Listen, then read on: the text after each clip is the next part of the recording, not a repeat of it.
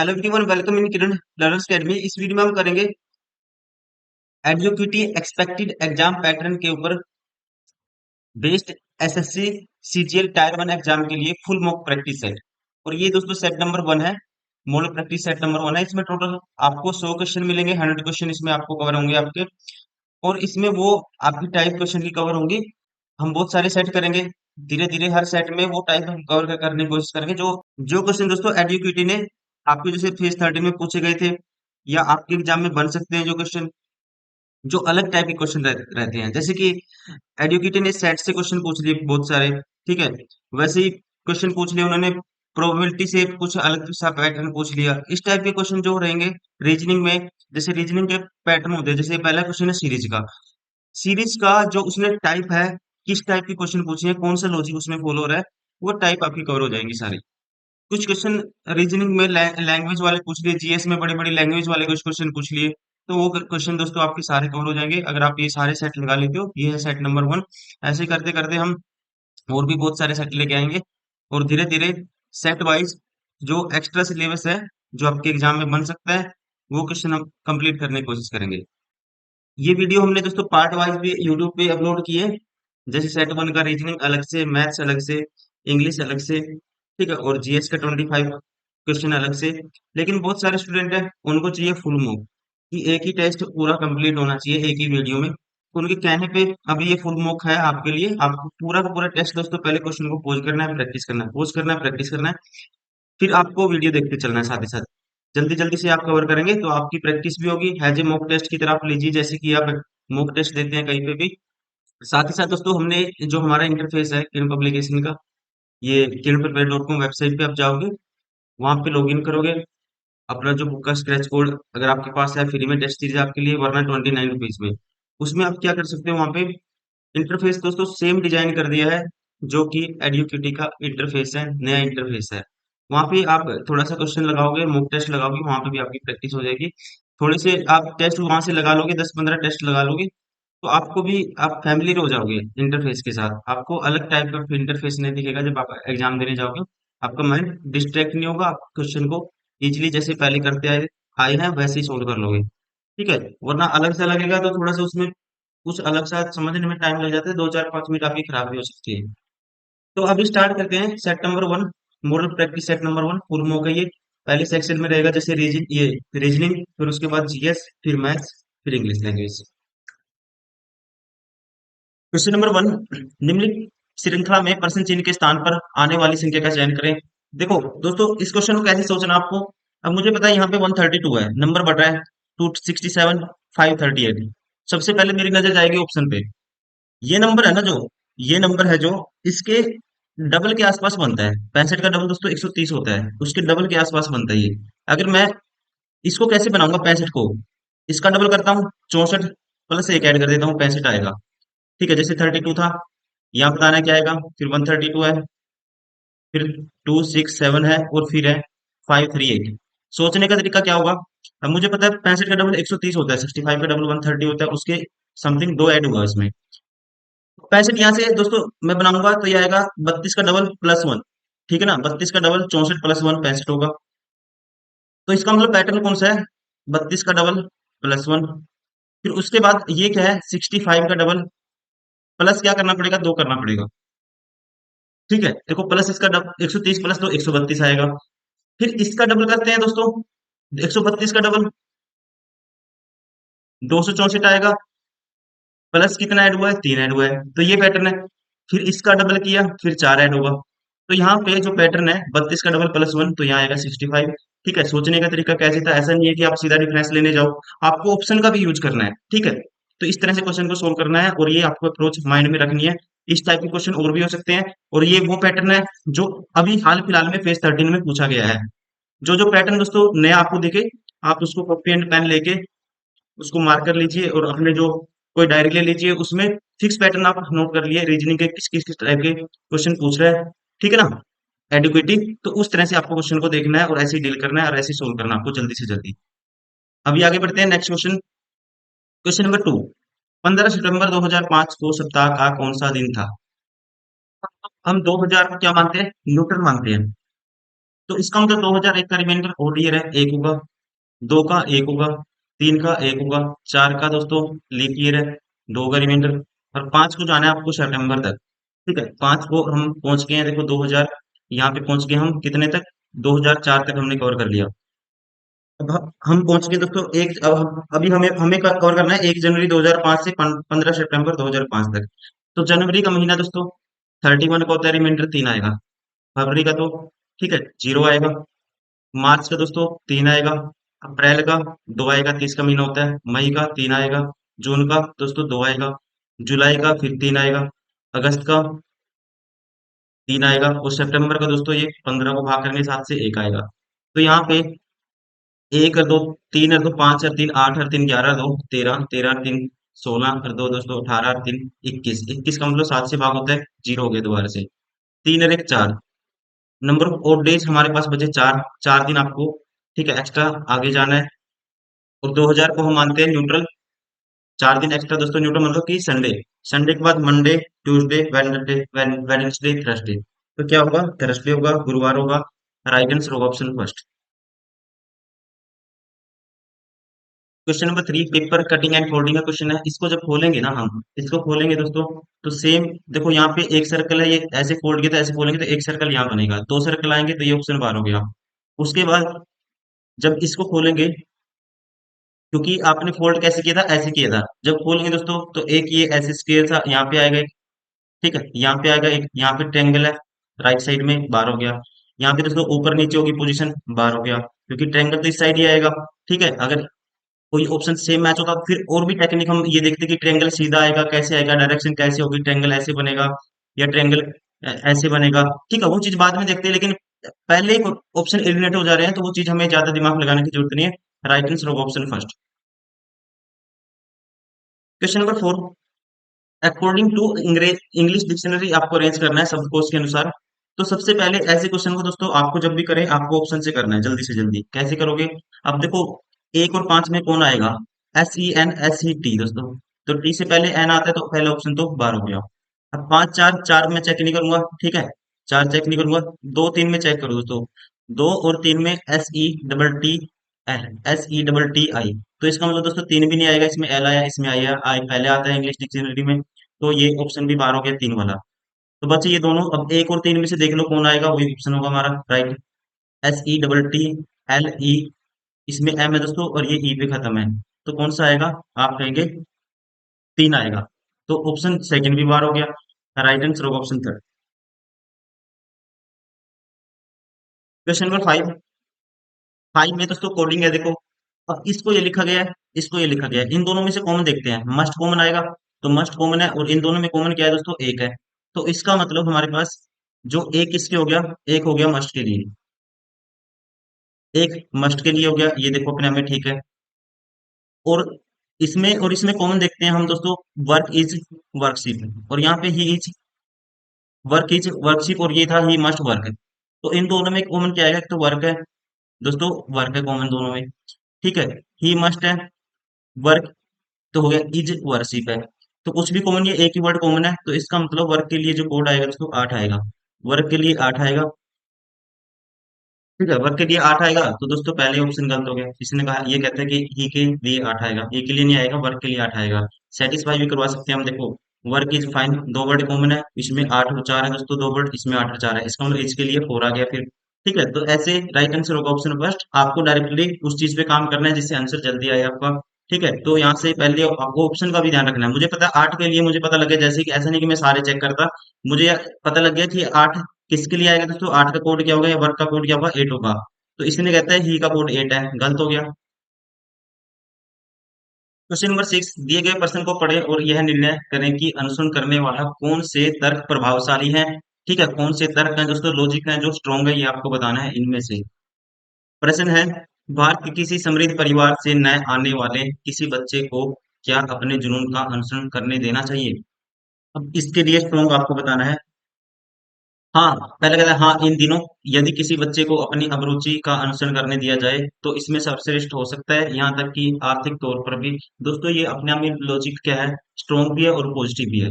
Second में कहता है नहीं, आज भी हमारे देश में मजबूत सामाजिक सुरक्षा प्रणाली नहीं है, और किसी को भी वो दोस्तों मजबूत सुरक्षा प्रणाली नहीं है ना, तो उसमें बच्चे का कसूर थोड़ी ना है। ये इलॉजिकल है, ये गलत हो गया। स्ट्रॉन्ग कौन सा है, वन है, तो हम कहेंगे प्रभावशाली कौन सा है दोस्तों, पहला है, केवल तर्क वन प्रभावशाली है। राइट आंसर होगा option first. Question number 7, mirror image निकालनी है दोस्तों। राइट साइड में एम एन जो मिरर है रख दिया, मिरर इमेज बतानी है। हमेशा ध्यान रखना, mirror image left to right change होती है, ना कि टॉप टू बॉटम। मतलब आर सबसे, यहाँ पे आर सबसे दोस्तों लेफ्ट में तो राइट में आ जाएगा, और उल्टा हो जाएगा। या तो देखो, या टॉप टू बॉटम चेंज कर दिया, आर ऐसे पलट दिया, तो ये ऑप्शन तो बाहर हो गया। अब उसके बाद ई देखो दोस्तों, ये दूसरे नंबर पे ई आएगा, ई भी पलटेगा। ठीक है, तो ये ई सीधा है इसमें, तो ये सेकंड ऑप्शन भी बाहर हो गया। अब बच गए ऑप्शन हमारे पास ये वाले दोनों। देखो जी, जी। अब जी दोस्तों पलटेंगे, तो इसने तो जी उल्टा कर दिया, तो जी तो ऐसे आएगा। इसने जी उल्टा कर दिया। उल्टा किस में होता है, वाटर इमेज में। मिरर इमेज में लेफ्ट टू राइट चेंज होती है इमेज ओनली। राइट आंसर होगा option third. Question number 8, L का एम से क्या संबंध है। दोस्तों इस क्वेश्चन को आपको देखो कैसे करना है, सबसे बेस्ट ट्रिक है इस क्वेश्चन को सोल्व करने की। आपको बताना है एल का एम से क्या संबंध है, मतलब कि एल एम का क्या लगेगा। आपको क्या करना है दोस्तों, यहाँ से अपने आप को एल मान लेना है। ठीक है, एल अपने आप को मान लेना है आपको। मान लो मैं एल हूं। ठीक है, माइनस का मतलब है पति। दोस्तों मेरा पति, मेरा पति। उसके बाद प्लस का मतलब है पुत्र, मेरे पति का पुत्र दोस्तों, मेरा भी पुत्र होगा, मेरा भी पुत्र होगा। उसके बाद क्रॉस का मतलब है पत्नी, मेरे पुत्र की पत्नी दोस्तों, तो मेरी क्या होगी, पुत्रवधू होगी। और प्लस का मतलब पुत्र, और मेरे पुत्र वधु का दोस्तों पुत्र, तो मेरा क्या होगा, पोता होगा। ठीक है, क्या होगा, पोता होगा। और एल क्या थी, एल का पति था ये। ठीक है, तो मतलब एल तो फीमेल है, तो एल दोस्तों एम की क्या लगेगी, दादी लगेगी। राइट आंसर होगा ऑप्शन थर्ड। देखो कितनी जल्दी क्वेश्चन सोल्व किया है। आपको ऐसे करना है, ऐसा नहीं है कि आप रिलेशन बनाओ फिर सोल्व करो। आपको अपने आप को एज्यूम कर लेना है ये। क्वेश्चन नंबर 9, 9 में कहता है सभी वायुयान कार्य हैं, सारे के सारे दोस्तों वायुयान को वी मान लेता हूँ, सभी वायुयान क्या है, कार के अंदर आते हैं। ठीक है जी। सभी हेलीकॉप्टर कार है दोस्तों, सारे के सारे हेलीकॉप्टर भी कार के अंदर आते हैं। सभी कारें स्कूटर है दोस्तों, सारी की सारी कार किसमें आती हैं, स्कूटर में आती हैं। अब आपको बताना है कौन सा निष्कर्ष फॉलो करेगा। पहला कहता है सभी हेलीकॉप्टर स्कूटर है दोस्तों, हेलीकॉप्टर सारे के सारे स्कूटर में आएंगे। ठीक है, सारे के सारे स्कूटर में तो सभी चीजें हैं, तो पहला तो फॉलो करेगा ही करेगा। ठीक है, पहले तो आएगा ही आएगा दोस्तों, तो इसका मतलब पहला तो फॉलो करेगा ही। दूसरा कहता है कुछ वायुयान हेलीकॉप्टर है, कुछ वायुयान हेलीकॉप्टर है। देखो कुछ वायुयान क्या है, हेलीकॉप्टर है, ये अभी नहीं कह सकते। लेकिन इसका दूसरा क्या है दोस्तों, इसका जो कॉम्प्लीमेंट्री दिया हुआ है दूसरा, कोई वायुयान हेलीकॉप्टर नहीं है। दोनों में से एक कंडीशन तो होगी, तो यहाँ पे लगेगा आइदर और का केस, तो राइट आंसर होगा निष्कर्ष वन तथा निष्कर्ष either two and three. Right answer होगा ऑप्शन थर्ड, निष्कर्ष एक तथा निष्कर्ष दो या तीन में से कोई एक अनुसरण करते हैं। राइट आंसर होगा ऑप्शन थर्ड। क्वेश्चन नंबर 10, 10 में क्या किया इसने, देखो F R I D G E उल्टा कर दिया, पलट दिया। ठीक है, तो पलट दिया दोस्तों, तो जी सबसे लास्ट में जाएगा, ये ऑप्शन बाहर हो गया। फिर आर आएगा दूसरे नंबर पे, फिर मतलब G R O U N D, G R, ये भी बाहर हो गया, G R O U N D. Right answer होगा ऑप्शन सेकेंड, पलट देना इनके साथ। क्वेश्चन नंबर 11, भिन्न का चयन करना है, इनमें से सबसे अलग बताना है कौन सा है। देखो एक चीज पता लगेगी आपको, ये दोस्तों 21 और 26, जब भी सम 27 बनता है तो अपोजिट होते हैं लेटर। ये अपोजिट है। ठीक है, ये अपोजिट है, यहाँ भी अपोजिट है, यहाँ 19 8 27 ये भी अपोजिट है, ये भी अपोजिट है। अब रिलेशन रहेगी लास्ट वाले से, पता लगेगा कि कौन सा आंसर होगा, मतलब कि तीसरे लेटर से। अगर मैं इनमें रिलेशन देखता हूँ, यू से बी तक पहुंचने में दोस्तों कितना ऐड करना पड़ेगा, 21 7 28, बी का नंबर होता है 28 पे, मतलब 26 के बाद दो बार ए आएगा, 26 के बाद फिर आएगा 28 पे क्या आएगा, बी आएगा, 26 27 पे ए आएगा, 28 पे बी आएगा। तो मतलब कि 21 में 28 तक पहुंचने के लिए यहाँ पे 7 ऐड हुआ है। और यहाँ पे 23 से दोस्तों कितने तक, 29 तक पहुंचने के लिए यहाँ पे 6 ऐड हुआ है। यहाँ पे 25, इसका नंबर होता है दोस्तों 19 और 6, 6 ऐड हुआ है, 19 6 25, 16 6 22 6 है, इसमें भी 6 ऐड हुआ है, इसमें भी 6 ऐड हुआ है लास्ट डिजिट में, इसमें भी 6 ऐड हुआ है लास्ट सेकंड लेटर से लास्ट लेटर तक पहुंचने के लिए। लेकिन इसमें कितना ऐड हुआ है, 7 ऐड हुआ है, तो ये सबसे अलग हो गया। Right answer of option first यही पूछा था, ओड वन कौन सा है, मतलब कि असंगत कौन सा है, इसमें से भिन्न कौन सा है। Right answer of option first. आपको बताना है कौन सा विकल्प सही नहीं है, कौन सा विकल्प सही नहीं है। ये गिवन है दोस्तों, इसको ट्रू मानना है। अब देखो, पहले में कहता है एन ग्रेटर देन एक्स, दोस्तों डायरेक्टली दिख रहा है एन ग्रेटर देन एक्स है। एच लेस देन टी है। क्यू लेस देन सी है दोस्तों। क्यू यहाँ पे लेस देन सी, और सी कहता है लेस देन एक्स है। सी लेस देन एक्स है। तो अगर मैं यहाँ पे देखो रिलेशन किस में बनाएंगे, एच बराबर सी है, तो दोस्तों एच के बराबर सी रखेंगे ना, तो एच की जगह अगर आप यहाँ पे सी रखोगे, तो सी तो बड़ा होगा किससे, क्यू से। सी क्यू से बड़ा होगा, तो ये भी ठीक हो गया फिर।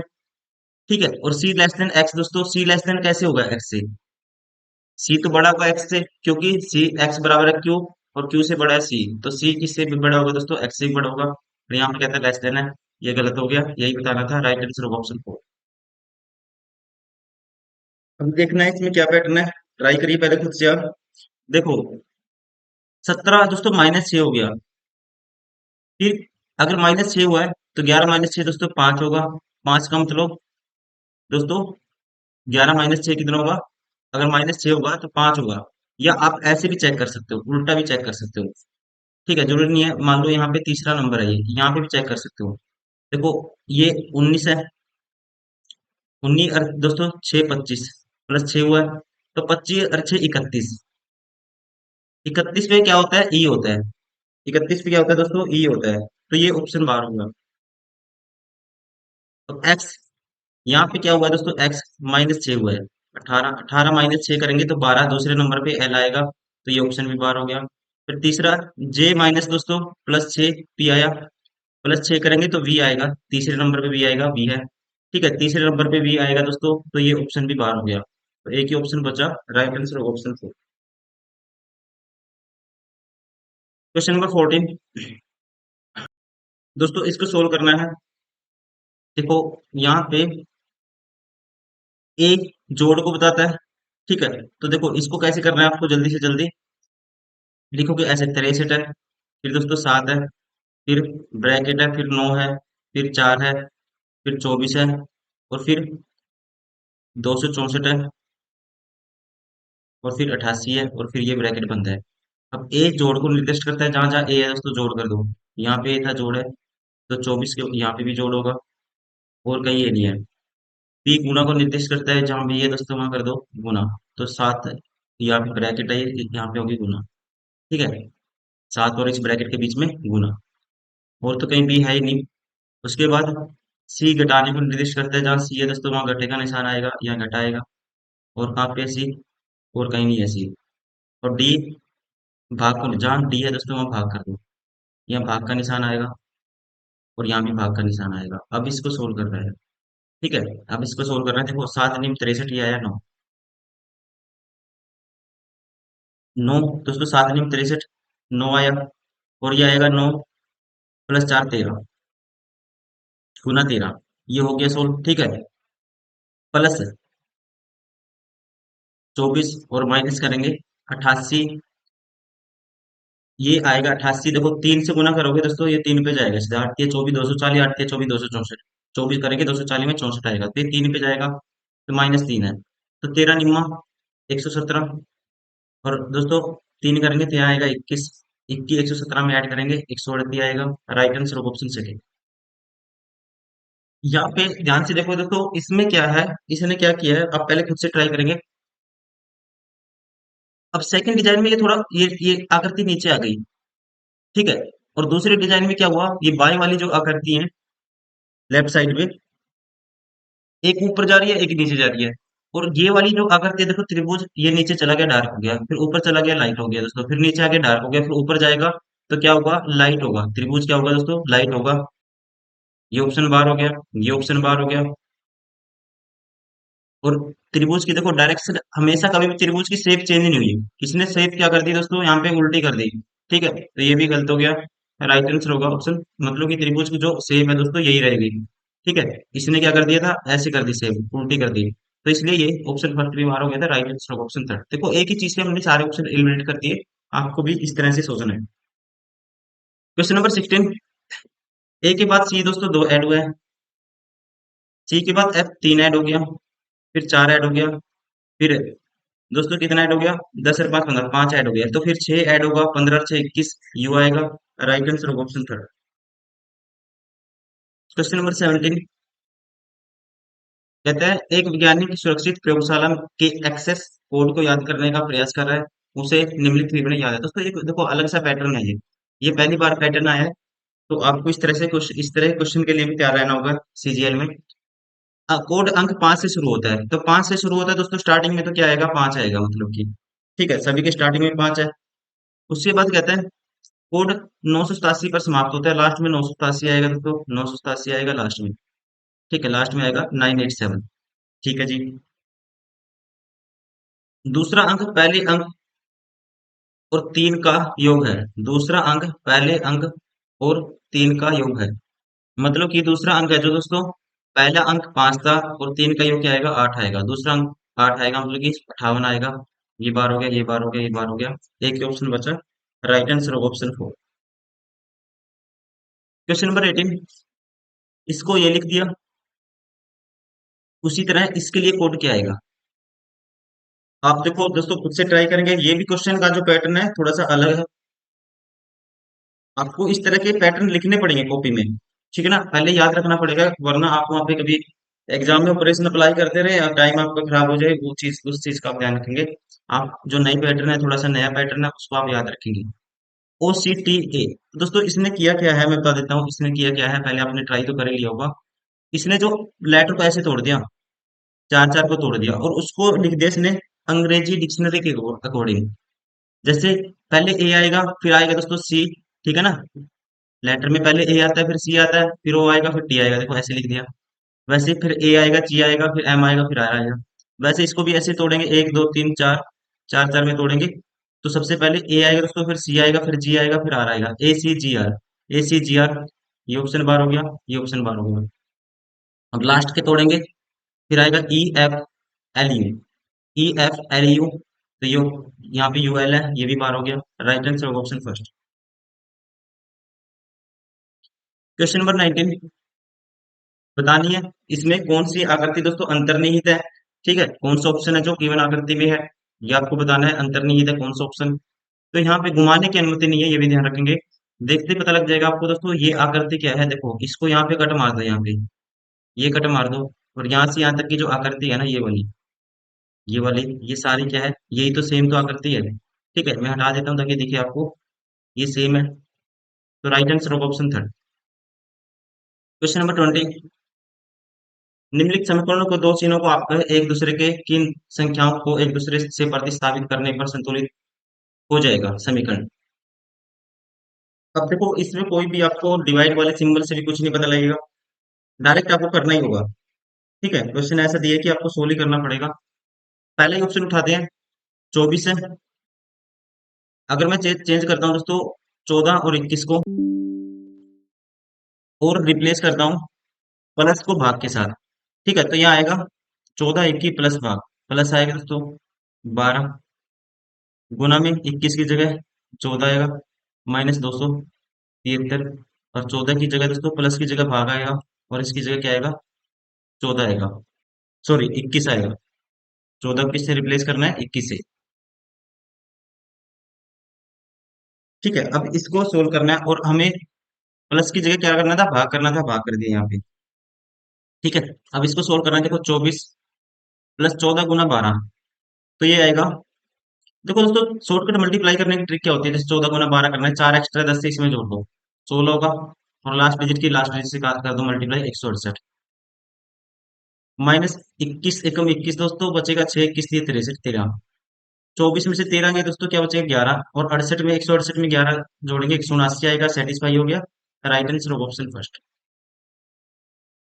क्वेश्चन नंबर 21, 80 विद्यार्थियों में से 24 रसायन विज्ञान में उत्तीर्ण हुए, और उसके बाद कहता है 29 गणित में, 8 विद्यार्थी परीक्षा में नहीं बैठे, 2 विद्यार्थी तीनों विषय में, 3 विषय हैं दोस्तों, ऐसे क्वेश्चन को आपको करना है वेन डायग्राम से। ये मान लो ऐसे है वेन डायग्राम।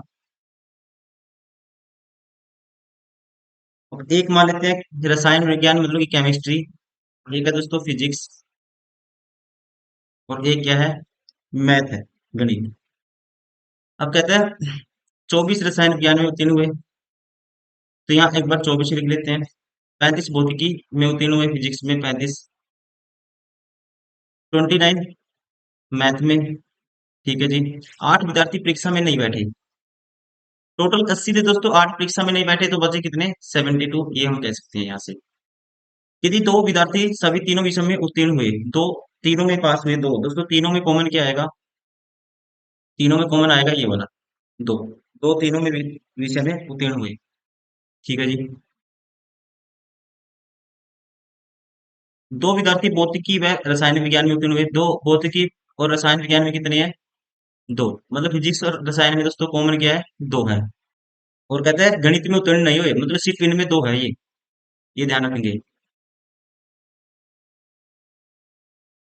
अब कहते हैं दो विद्यार्थी रसायन विज्ञान व गणित दोनों में उत्तीर्ण हुए, लेकिन दो, दो विद्यार्थी गणित और किस में आएंगे, मैथ और केमिस्ट्री में, लेकिन फिजिक्स में नहीं, तो ये भी दो होगा।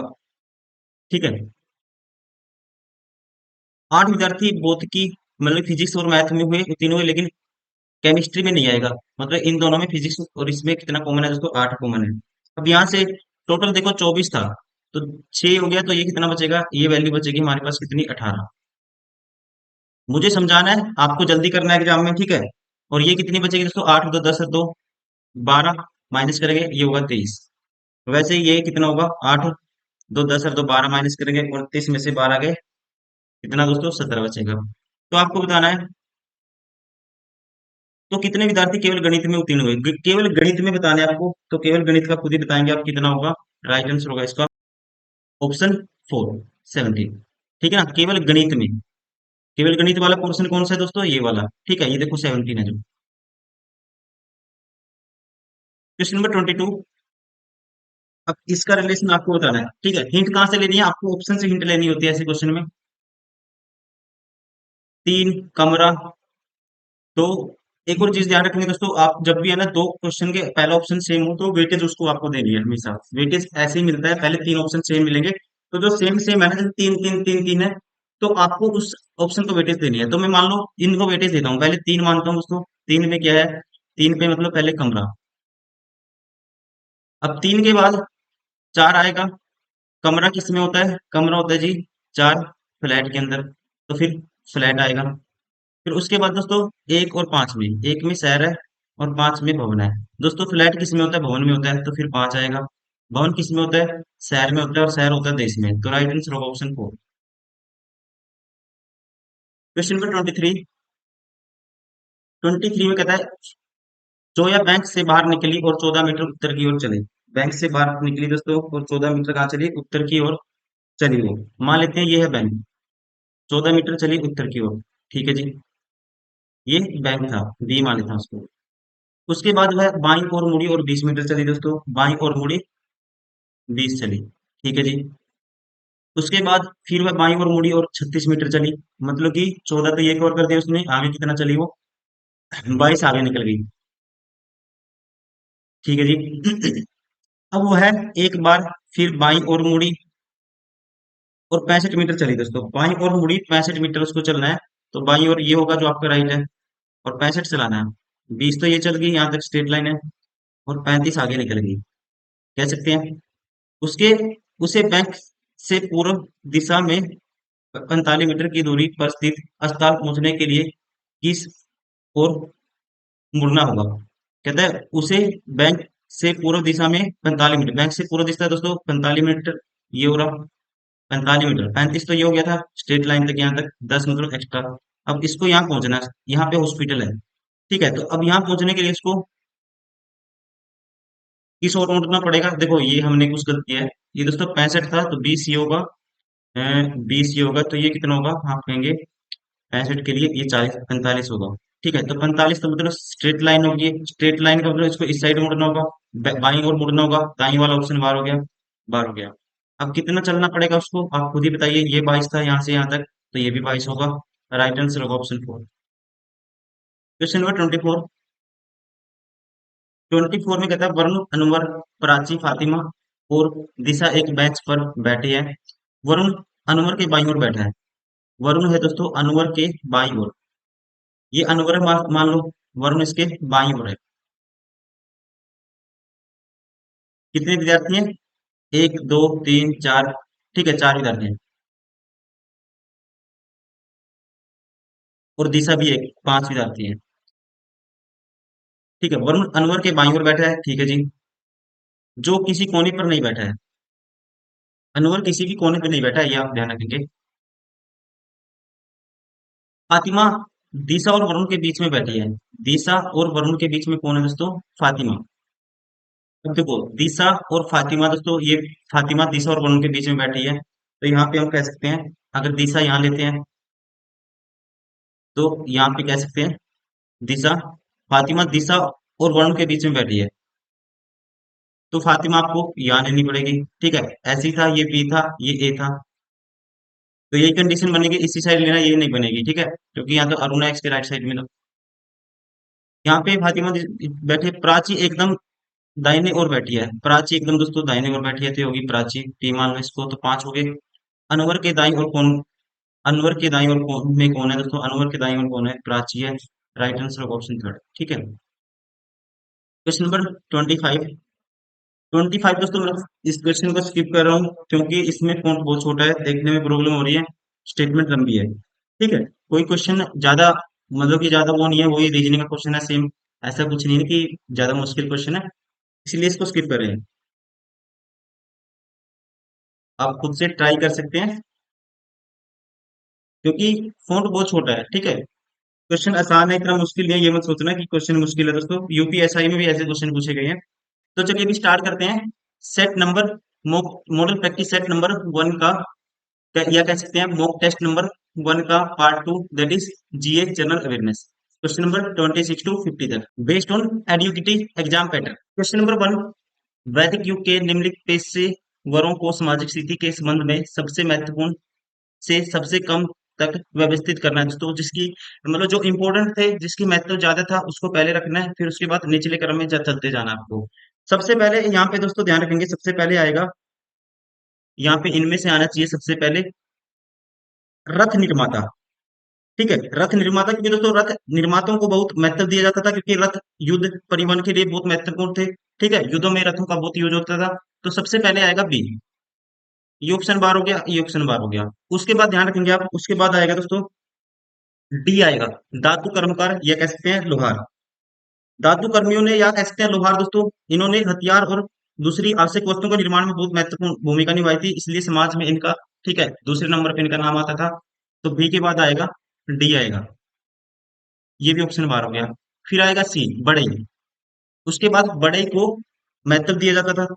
और उसके बाद दोस्तों चर्मकार, जो मांस की दोस्तों, जो मांस जैसे कि एक खाल से, किसी पशु की खाल से ऐसी ऐसी चीजें बनाते थे, उनको बहुत कम महत्व दिया जाता था, क्योंकि उनको शुद्धता से जोड़ा जाता था, जैसे प्योरिटी से जोड़ा जाता था, कि उनको अशुद्ध माना जाता था।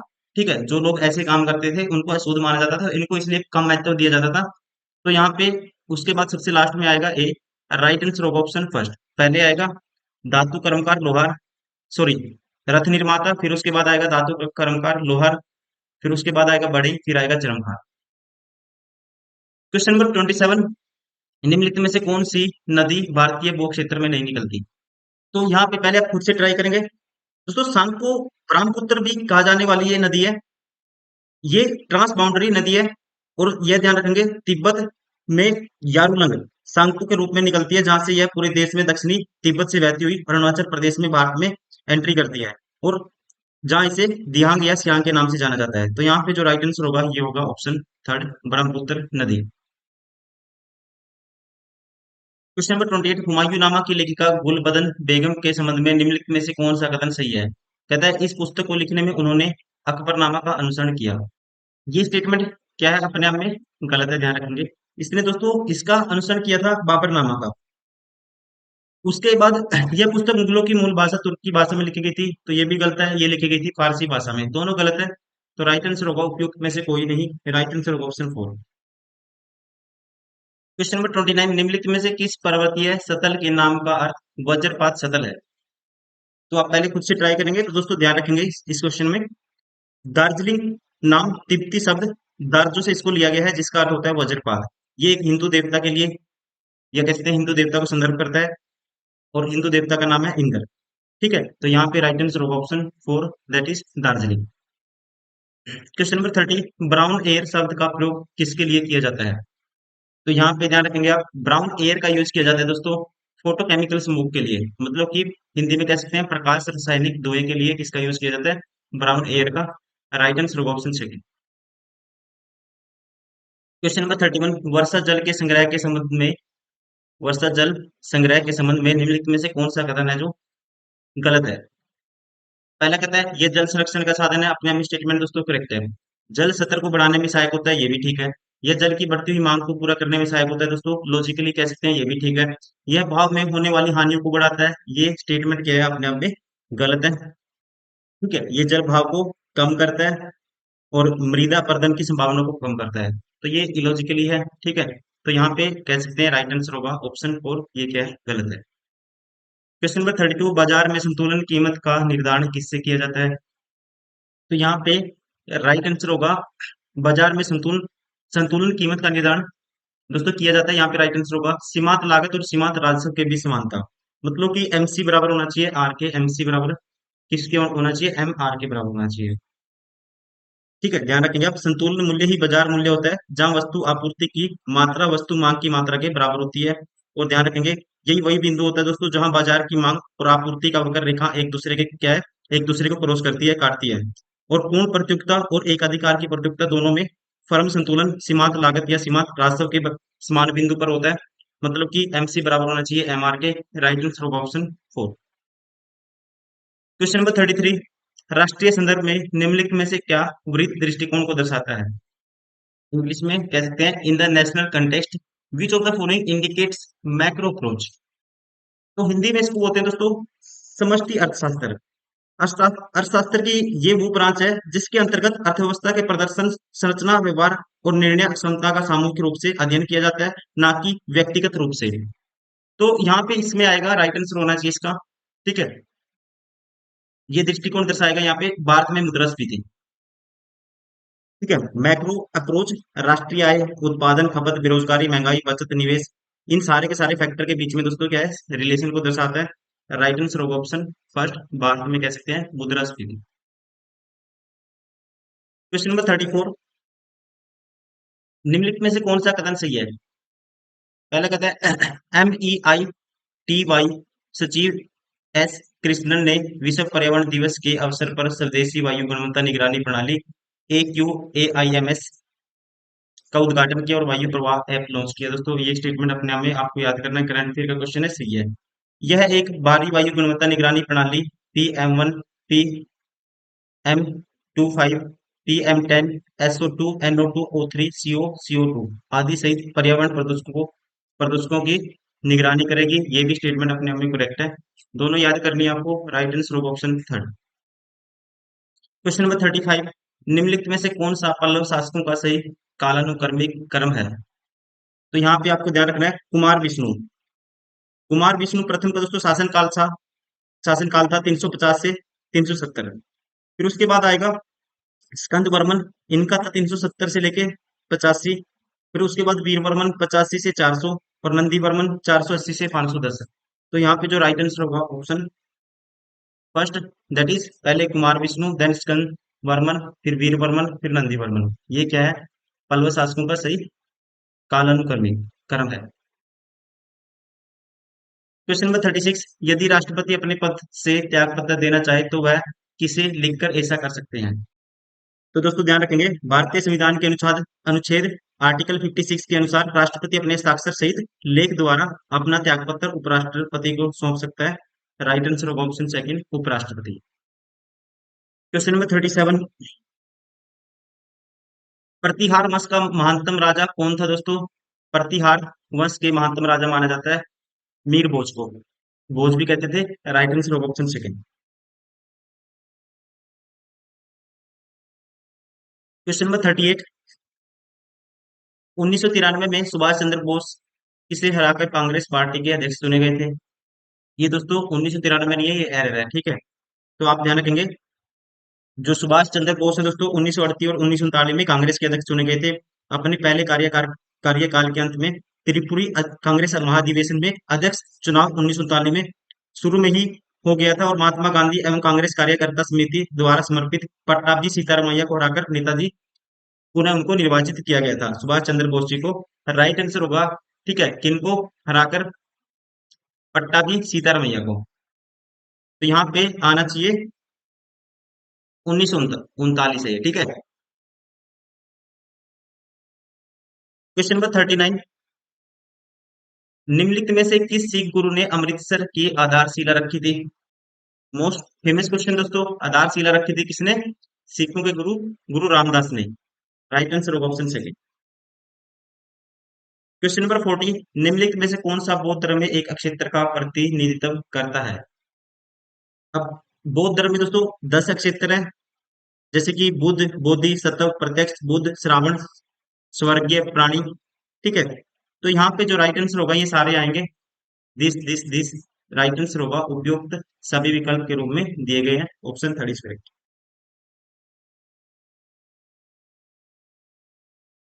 क्वेश्चन नंबर 41, किस स्मारक को भारत का राष्ट्रीय स्मारक कहते हैं दोस्तों?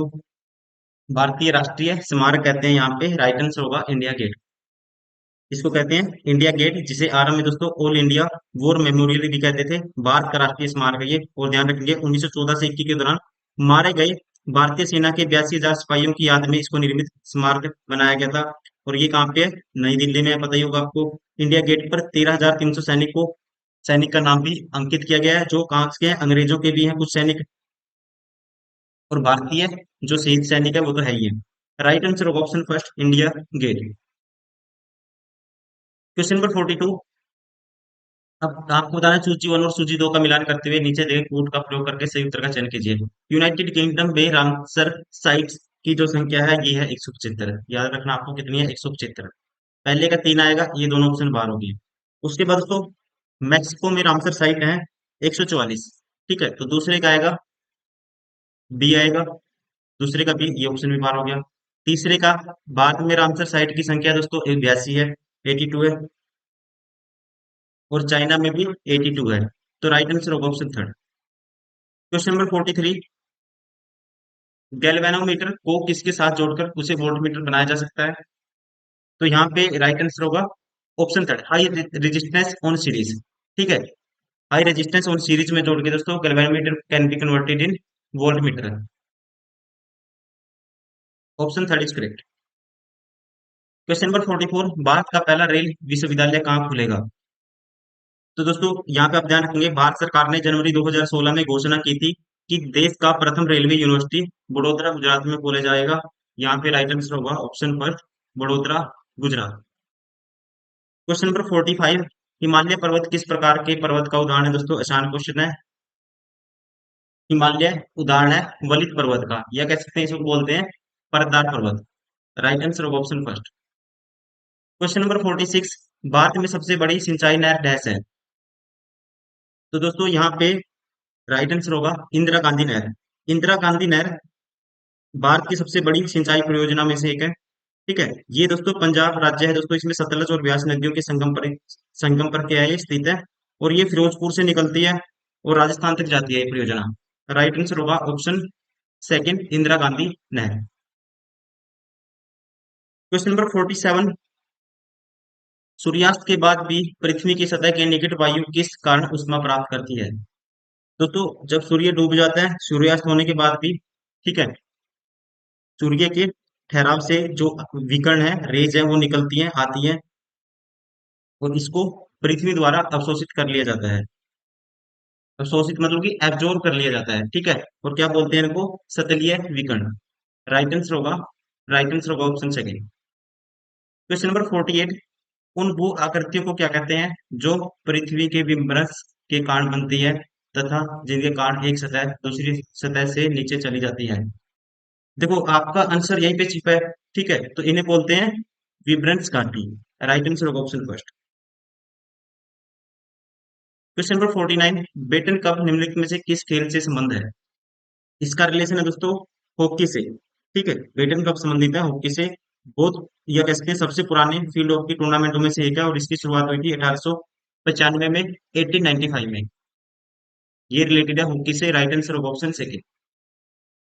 क्वेश्चन नंबर 50, यदि भारतीय रिजर्व बैंक नकद रिजर्व अनुपात कम करती है तो क्या परिणाम होगा?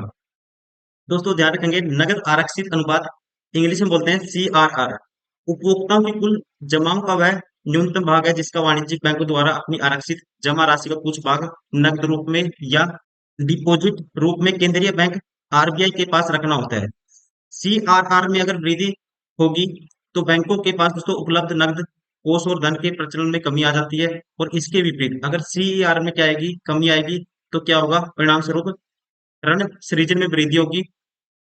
ठीक है, कह सकते हैं CRR का प्रयोग RBI द्वारा दोस्तों बैंकिंग प्रणाली को कंट्रोल करने के लिए किया जाता है। तो यहाँ पे कह सकते हैं होगा श्री ऋण सृजन क्या होगा दोस्तों, बढ़ेगा। क्या होगा, अगर भारतीय रिजर्व बैंक नकद रिजर्व अनुपात कम कर दिया तो ऋण सृजन बढ़ेगा, इंग्लिश में कहेंगे क्या होगा, इंक्रीज क्रेडिट क्रिएशन इंक्रीज होगा। राइट आंसर होगा यहाँ पे ऑप्शन फर्स्ट। क्वेश्चन नंबर 51 में देखो, what is the value of this, इसकी वैल्यू फाइंड आउट करनी है। देखो 192 प्लस 4 दोस्तों करेंगे, क्या आएगा, 196, उसका रूट करेंगे 14 आएगा। 14 ऐड करेंगे 576 आएगा, 576 का रूट करेंगे 24 आएगा। फिर 1740 में 24 ऐड करेंगे 1764, 1764 का रूट करेंगे तो ये आता है दोस्तों 42। मुझे पता है लेकिन बहुत सारे स्टूडेंट है जिनको पता नहीं होगा। कैसे निकालते हैं रूट, दो दो पेड़ में तोड़ेंगे। मान लो आपको नहीं निकालना आता तो फिर कैसे करेंगे, ये देखो यहाँ पे दोस्तों 4 के स्क्वायर से बड़ा है ये, और 5 के स्क्वायर से छोटा है, तो छोटा नंबर लिखते हैं 4। अब अगर रूट में 4 है दोस्तों, रूट होने के बाद या तो 8 देगा या 2 देगा नंबर। अब ये देखना है, ये दोस्तों जो 4 के स्क्वायर के ज्यादा पास है या 5 के स्क्वायर के ज्यादा पास है, जो 17 है, तो आप कहेंगे छोटे नंबर के ज्यादा पास है 4 के स्क्वायर, तो छोटा नंबर लिख देना आपको 42। तो 42 इसमें ऐड करेंगे, सॉरी इसका जो रूट होगा 1764 का 42 होगा, तो 42 इसमें ऐड करेंगे, 30 94 में ऐड करोगे 42, तो सबसे पहले इसमें ऐड कर देते हैं दोस्तों 8, 8 ऐड करते हैं तो ये बन जाता है 3100। 42 से 8 गए 36, तो 3136 का रूट करना आपको, 3136 का रूट करना है। अब देखो रूट होने के बाद दोस्तों अगर रूट में 6 है तो लास्ट डिजिट क्या देगा रूट होने के बाद, या तो 6 देगा या 4 देगा, तो ये ऑप्शन नहीं हो सकता, ये ऑप्शन नहीं हो सकता। अब वही तरीका होगा करने का, 5 के स्क्वायर से बड़ा है, 6 के स्क्वायर से छोटा है, तो 5 लिखेंगे। अब रूट होने के बाद दोस्तों 6 आएगा, या फिर रूट होने के बाद यहाँ पे 4 आएगा, जैसे 16 का रूट करते हैं 4, तो यहाँ पे 6 आएगा या 4 आएगा, वो देखना कैसे। अब देखो यहाँ पे जो ये 31 है, 5 के स्क्वायर के ज्यादा पास है या 6 के स्क्वायर के ज्यादा पास है, तो आप कहेंगे दोस्तों 6 के स्क्वायर के ज्यादा पास है ये। ठीक है, क्योंकि सिर्फ 5 का गैप है, और 25 से निकाल देंगे, 25 और 6 31, वहां पे 6 का गैप है, तो मतलब कि बड़े नंबर के ज्यादा पास है, तो बड़ा नंबर आ जाएगा 6 यहाँ पे। राइट आंसर होगा ऑप्शन 4। क्वेश्चन नंबर 52, 100 संतरे 350 रुपए में खरीदे गए, तो एक संतरा दोस्तों कितने में खरीदा गया, आप कहेंगे 35/10 में खरीदा गया, और 48 रुपए प्रति दर्जन। तो एक दर्जन 12 बेचे गए 48 में, तो एक बेचा गया कितने, 12 3 में। तो ये आपको रेशियो निकाल लेना है 35, ये आएगा, क्रॉस मल्टीप्लाई करेंगे 30। आपको परसेंटेज में बताना है तो इसलिए रेशियो ले लिया मैंने, 5 का 35, 5 का 30, तो 7 की चीज दोस्तों 6 में बेचेगी तो एक का लॉस है, 7 के पीछे 1/7 किसके बराबर होता है, 14 से 2/7% के बराबर होता है, और क्या हुआ है, हुआ है। Right answer option third. यहाँ पे दो क्वेश्चन सेम आ गए, एक क्वेश्चन मैं आपके लिए छोड़ता हूँ, ठीक है, एक क्वेश्चन मैं आपके लिए छोड़ता हूँ, ये क्वेश्चन आप खुद से ट्राई करेंगे। आसान क्वेश्चन है, वैल्यू पुटिंग देखिए, वैल्यू पुटिंग से नहीं, फिर आपको बेसिक से करके देखना होगा इसको। आंसर आएगा, आंसर भी बता देता हूँ दोस्तों क्या आएगा, ये वाला ऑप्शन आएगा इसका आंसर। हो सकता है ये क्वेश्चन रिपीट हो जाए, आगे रिपीट होगा तो मैं करवाऊंगा इसको फिर। एक व्यापारी अपने माल को का बिक्री मूल्य क्रय मूल्य से 15% अधिक पर अंकित करता है दोस्तों, मतलब 100 की चीज पे अंकित करता है 115। वह अपने माल को अंकित मूल्य से 12% कम पर बेचता है, तो उसका लाभ था 12% कम पे बेचेगा, तो वो बेचेगा, देखो 100 की चीज दोस्तों बेचेगा, ये CP हो गया, 12% कम पे बेचेगा, प्रतिशत में बताना है। तो इसका कितने बेचेगा? आप कहेंगे 88/100 में बेचेगा इसका। तो आप कैंसिल आउट कर दो, तो ये आप क्रॉस मल्टीप्लाई कर दो। 10,000 की चीज बेचेगा, 115 × 88 है। दोस्तों ऐसा करता हूँ, इसका डबल कर देता हूँ, 230 होगा, और इसका आप कर दूंगा 44 आएगा। इसका फिर डबल कर दूंगा, 23×2 = 40, 460 आएगा, और इसका आप कर दूंगा 22 आएगा। अब मल्टीप्लाई करना आसान है, 22×0 = 22 का 132, 13 कैरी, 22 × 4 = 88, और 13 होगा 88 + 13 हमारे पास 101। तो यहाँ पे प्रॉफिट कितने का? 10,000 से 10,120 का प्रॉफिट है। कितने के पीछे? 10,000 के पीछे। इंटू में 100, साथ में परसेंटेज। दो जीरो से दो जीरो कैंसिल, जीरो से जीरो कैंसिल, 10/12/10, तो 6/5, तो आएगा एक सही 1/5। राइट आंसर होगा ऑप्शन सेकंड। क्वेश्चन नंबर 54, ये अलग क्वेश्चन है, आप खुद से ट्राई करेंगे इसको, ठीक है? आसान क्वेश्चन ऐसा नहीं है। मैं हिंदी मीडियम वाले स्टूडेंट ज्यादा हैं, तो उनके लिए हिंदी मीडियम में ज्यादा क्वेश्चन सोल्व कर रहा हूँ। किसी परीक्षा में 70% प्रत्याशी अंग्रेजी में पास हुए। दोस्तों अगर आपको डाउट आता है कि क्वेश्चन आपसे सोल्व नहीं होता, तो दोस्तों मैं उसकी अलग से वीडियो बना दूंगा। आप क्या कर देंगे? कमेंट कर देंगे कि ये सर इसका आंसर ऐसे है, ये सोल्व नहीं हुआ क्वेश्चन। आप उसको कमेंट कर देंगे, मैं उसको सोल्व कर दूंगा। वीडियो इसके लिए अलग से वीडियो बना देंगे, जो इंग्लिश मीडियम में जो अलग क्वेश्चन है, सेम के लिए नहीं बनाएंगे, अलग के लिए। किसी परीक्षा में 70%, दोस्तों 70% किस में पास हुए? इंग्लिश में। 80% दोस्तों किस में पास हुए? मैथ में। 10% दोनों विषयों में फेल हुए। दोस्तों यदि दोनों विषयों में 144 प्रत्याशी पास हुए, तो प्रत्याशी की कुल संख्या डैश थी। अब देखो यहाँ पे हम कह सकते हैं 70 पास हुए थे, दोस्तों फेल कितने होंगे? इंग्लिश में 30% हुए होंगे। यहाँ पे 80% पास हुए हैं, तो फेल कितने होंगे? 20% फेल हुए होंगे। और दोनों में फेल कितने हुए? 10% हुए दोस्तों दोनों में। तो यहाँ पे ये कितना होगा? 20 होगा। और यहाँ पे सिर्फ मैथ में कितने फेल हुए होंगे? ये टोटल 20 का सर्कल है दोस्तों, ये 10 है, तो ये भी 10 होगा। तो ओवरऑल एक में फेल, दो में फेल, या दोनों में फेल मिला के, तो कितने हो गए? 20 और 10, 30, 40। 40% विद्यार्थी वो हुआ दोस्तों, या एक में फेल हुआ हो, दो में फेल हुआ हो, ठीक है, दूसरे सब्जेक्ट में फेल हुआ, या दोनों में फेल हुआ हो। तो पास कितने होंगे? 60%। और 60% की वैल्यू क्या है? कहते हैं दोनों विषय में पास कितने हुए? 144। तो प्रत्याशी कुल संख्या बतानी है आपको, 100% की वैल्यू बतानी है। तो 1% की वैल्यू दोस्तों ये आएगी। 100% की वैल्यू क्या आएगी? 100 से मल्टीप्लाई कर दोगे दोनों तरफ। जीरो से जीरो, 24 का 144 होता है, 24 की 10 से गुना करेंगे, ये आएगा 240। राइट आंसर होगा ऑप्शन थर्ड। थीटा + 5 की वैल्यू आपको निकालनी है। देखो दोस्तों यहाँ पे थीटा + 5 अगर मैं निकालता हूँ, tan of थीटा + 5, ये होता है tan a + b होता है। टेंजेंट ए मतलब tan theta plus tan 5, 1 - plus है तो माइनस आएगा, 1 - tan a मतलब tan थीटा और tan 5। वैल्यू पुट कर दो, और कुछ भी नहीं है। tan थीटा की वैल्यू क्या है? m/n+1। tan 5 दोस्तों m+1/m। ये आएगा नीचे 1 - tan थीटा tan 5। इनको मल्टीप्लाई करेंगे, ये कैंसिल आउट हो जाएगा, ये कैंसिल आउट हो जाएगा। तो ये हो गया हमारे पास 1। 1 - 1 0 दोस्तों, तो ये बन गया इन्फिनिटी। तो tan θ + 5 अगर इन्फिनिटी है, तो दोस्तों θ + 5 क्या होगा? तो इसकी वैल्यू आएगी π/2 मतलब 90 डिग्री। राइट आंसर होगा ऑप्शन 4। ये क्वेश्चन आप खुद से ट्राई करेंगे, ठीक है? अगर सोल्व नहीं होता है कमेंट करेंगे आप, मैं इसकी वीडियो अलग से बना दूंगा, कल ही आपको मिल जाएगी। Question number 56, if D and E are the point on the side AB and AC respectively on triangle ABC। ठीक है जी, और कहता है DE पैरेलल है BC के, कोई ट्रायंगल है ABC। ये हम मान लो ABC ट्रायंगल है, और D और E दोस्तों पॉइंट कौन कहाँ पे है? D and E are the point on AB and AC। ये D है मान लो, ये E है, और DE पैरेलल है किसके? BC के। ये लेंथ पैरेलल है दोस्तों इस लेंथ की। इफ AD बराबर है x, ये वैल्यू x है। DB बराबर है x-2, ये है x-2। AE बराबर है x+2, तो EC बराबर है x-1। Then the value of x।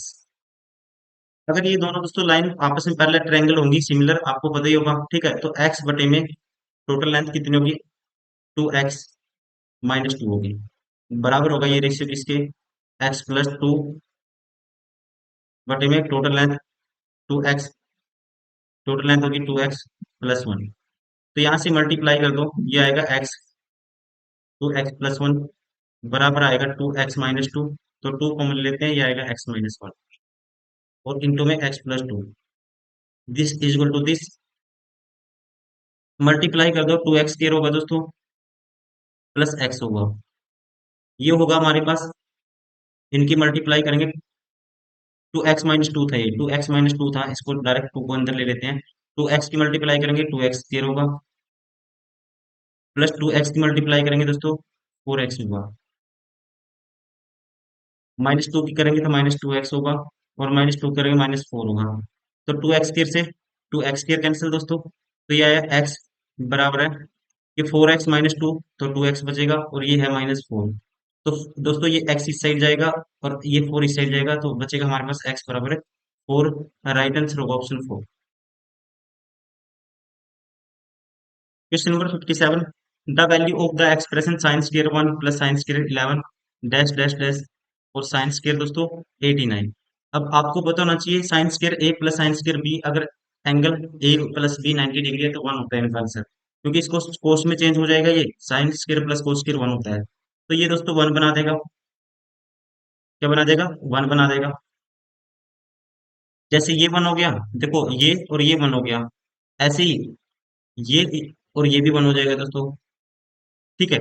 ऐसे ही फिर ये और ये भी 1 हो जाएगा, फिर ऐसे ये और ये भी 1 हो जाएगा, ऐसे ही दोस्तों ये 41 और 49 ये भी 1 हो जाएगा, और बचे गया साइन स्क्वायर 45, साइन 45 1/√2, तो मतलब 2 होती है इसकी वैल्यू, तो 1 2 3 4 5 प्लस 1/2, तो ये आएगा 5:2 1/2। राइट आंसर होगा option second. Question number 58, x into में x plus y plus z बराबर 20, y इंटू में दिस बराबर 30, z इंटू में दिस बराबर 50, then the value twice of x plus y plus z is. देखो दोस्तों, देख के पता लग रहा है इसमें क्या होगा क्वेश्चन में। अगर मल्टीप्लाई करते हैं, यहाँ आएगा एक्स स्क्र, यहाँ आएगा एक्स वाई और फिर वाई जेड एक्स, इसको मल्टीप्लाई करेंगे y x plus y square plus z y, ठीक है, और इसको मल्टीप्लाई करेंगे दोस्तों z x plus z y plus z square, और सभी को ऐड कर देंगे। सभी को ऐड करने से क्या होगा, तो हमारे पास एक तो बनेगा x square plus y square plus z square, ये तो बनेगा बनेगा, और क्या आएगा ट्वाइस में x y plus twice of y z plus आएगा ट्वाइस ऑफ जेड एक्स, और ये किसके बराबर होगा, सभी को ऐड करेंगे 50 और 50 100 के बराबर होगा, और यहाँ पे x plus y plus z इसका होल स्क्वायर बराबर है 100, तो x plus y plus z की दोस्तों वैल्यू क्या आएगी, आप कहेंगे 10 आएगी, और इसका ट्वाइस निकालना है, दोनों तरफ मल्टीप्लाई कर दो 2 से, तो क्या आएगा 20 आएगा। राइट आंसर होगा option first. Question number 59, the volume of the cuboid is twice that of cube and the dimension of the cuboid 986, 9 अट्ठे 72 गुना 6 दोस्तों, 72 गुना 6, तो क्यूबॉइड का वॉल्यूम आएगा 6 दूनी 12, एक करी 6 सत्तर 42 एक 43, 432, तो क्यूब का इसका हाफ है, ट्वाइस है क्यूबॉइड का, तो क्यूब का इसका हाफ होगा 116 होगा दोस्तों वॉल्यूम, सॉरी 216 होगा इसका आधा, और ये क्यूब का वॉल्यूम के बराबर है, तो आपको बताना है the total surface area of cube, तो क्यूब की साइड क्या होगी दोस्तों, तो इसका क्यूब रूट करेंगे तो 6 आएगा, तो टोटल सरफेस एरिया होता है 6 a स्क्वायर होता है, तो मतलब 6 गुना 6 का स्क्वायर 36, ये भी आएगा 216। Right answer of option second, total surface area क्या आएगा दोस्तों क्यूब का 6 a स्क्वायर, और ये क्या है 216, ऑप्शन सेकंड इज करेक्ट।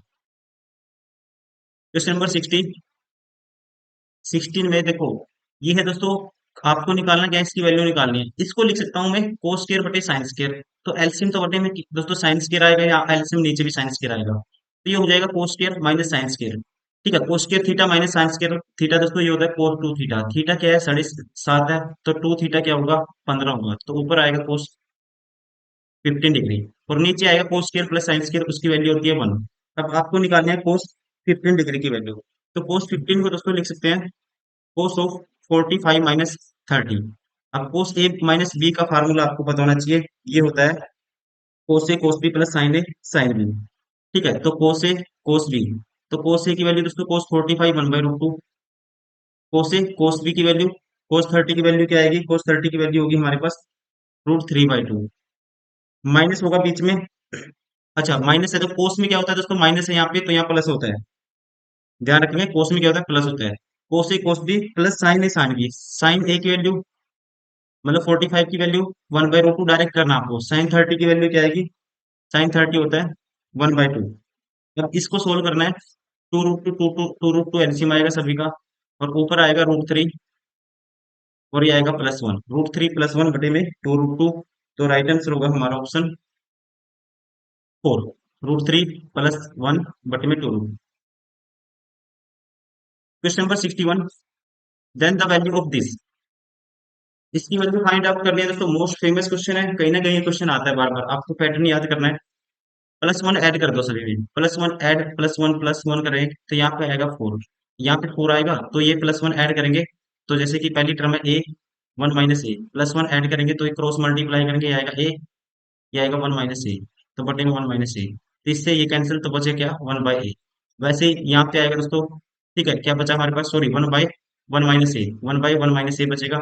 वैसे ही इसमें से भी 1/1 - बी बचेगा, और इसमें से भी ये बचेगा 1 - इसकी वैल्यू हमें निकालनी है। तो ये किसके बराबर हो गया, 3 यहाँ ऐड किया था, 3 यहाँ ऐड हो गया राइट से।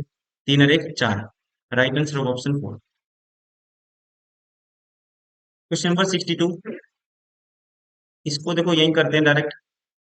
कहते हैं पीसी टेंजेंट है दोस्तों, पीसी टेंजेंट लाइन है, वी सर्कल सेंटर ओ है, और ए बी क्या है, डायमीटर है, और पी तक बढ़ा दिया।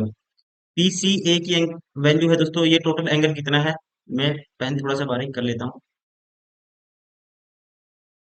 ये एंगल टोटल दोस्तों 120 है। ये एंगल कितना है टोटल, 120। ठीक है, और बीसी की वैल्यू दोस्तों कितनी है, बीसी बराबर है कितना, ये 12 है लेंथ, ये लेंथ है 12। तो एपी की वैल्यू आपको बतानी है। एपी मतलब कि ये वाली लेंथ आपको, टोटल यहाँ से यहाँ तक की लेंथ हमें बतानी है। अगर मैं इसको यहाँ मिला देता हूँ, अब सेंटर से पास होती लाइन दोस्तों कितने का एंगल बनाती है, 90 डिग्री का बनाती है। ये टोटल 120 था, तो ये होगा हमारे पास कितना, 90 डिग्री होगा यहाँ से यहाँ तक। यहाँ से यहाँ तक कितना होगा, 90 डिग्री होगा ये। ठीक है, और ये कितना बचेगा टोटल, 120 था, ये बचेगा 30। अब दोस्तों देखो, ये रेडियस है, ये रेड कलर वाली ये रेडियस है, ओसी क्या है देखो, सुनना है आपको ध्यान से। ओसी रेडियस है दोस्तों, ओ ए भी रेडियस है। अगर दोनों लेंथ रेडियस है, मतलब दोनों लेंथ बराबर है, तो सामने वाले एंगल बराबर होंगे, ये होगा 30 एंगल, ये भी एंगल 30 होगा। अब सम ऑफ इंटरनल एक्सटर्नल होता है दोस्तों, ये होगा 60 डिग्री, ये होगा एंगल 60 डिग्री। अब देखो दोस्तों, जो ओबीसी है, ओबीसी ट्रायंगल, ये एंगल 60 है, ये भी रेडियस है, ओसी भी रेडियस है, ओबी भी रेडियस है। दो लेंथ सेम होगी, एंगल भी 60 डिग्री है। ठीक है, तो यहां से कह सकते हैं ये ट्रायंगल जो बनेगी, ये ट्रायंगल है दोस्तों, जो कौन सी, सी बी ओ, ये होगी इक्विलेटरल ट्रायंगल। इक्विलेटरल ट्रायंगल मतलब सारे एंगल कितने हो गए, 60 डिग्री के हो गए। अब एक चीज देखिए दोस्तों, इस ट्रायंगल में ये ट्रायंगल है, ये मान लो ऐसे है। मैं प्रूव करूंगा, जो ओसी बराबर है, ये था पॉइंट सी, ये है ओ, और ये है दोस्तों लेंथ पी। ये एंगल कितना है, 90 डिग्री था ये एंगल 90 डिग्री था। ये 60 डिग्री है, और ये 30 डिग्री है।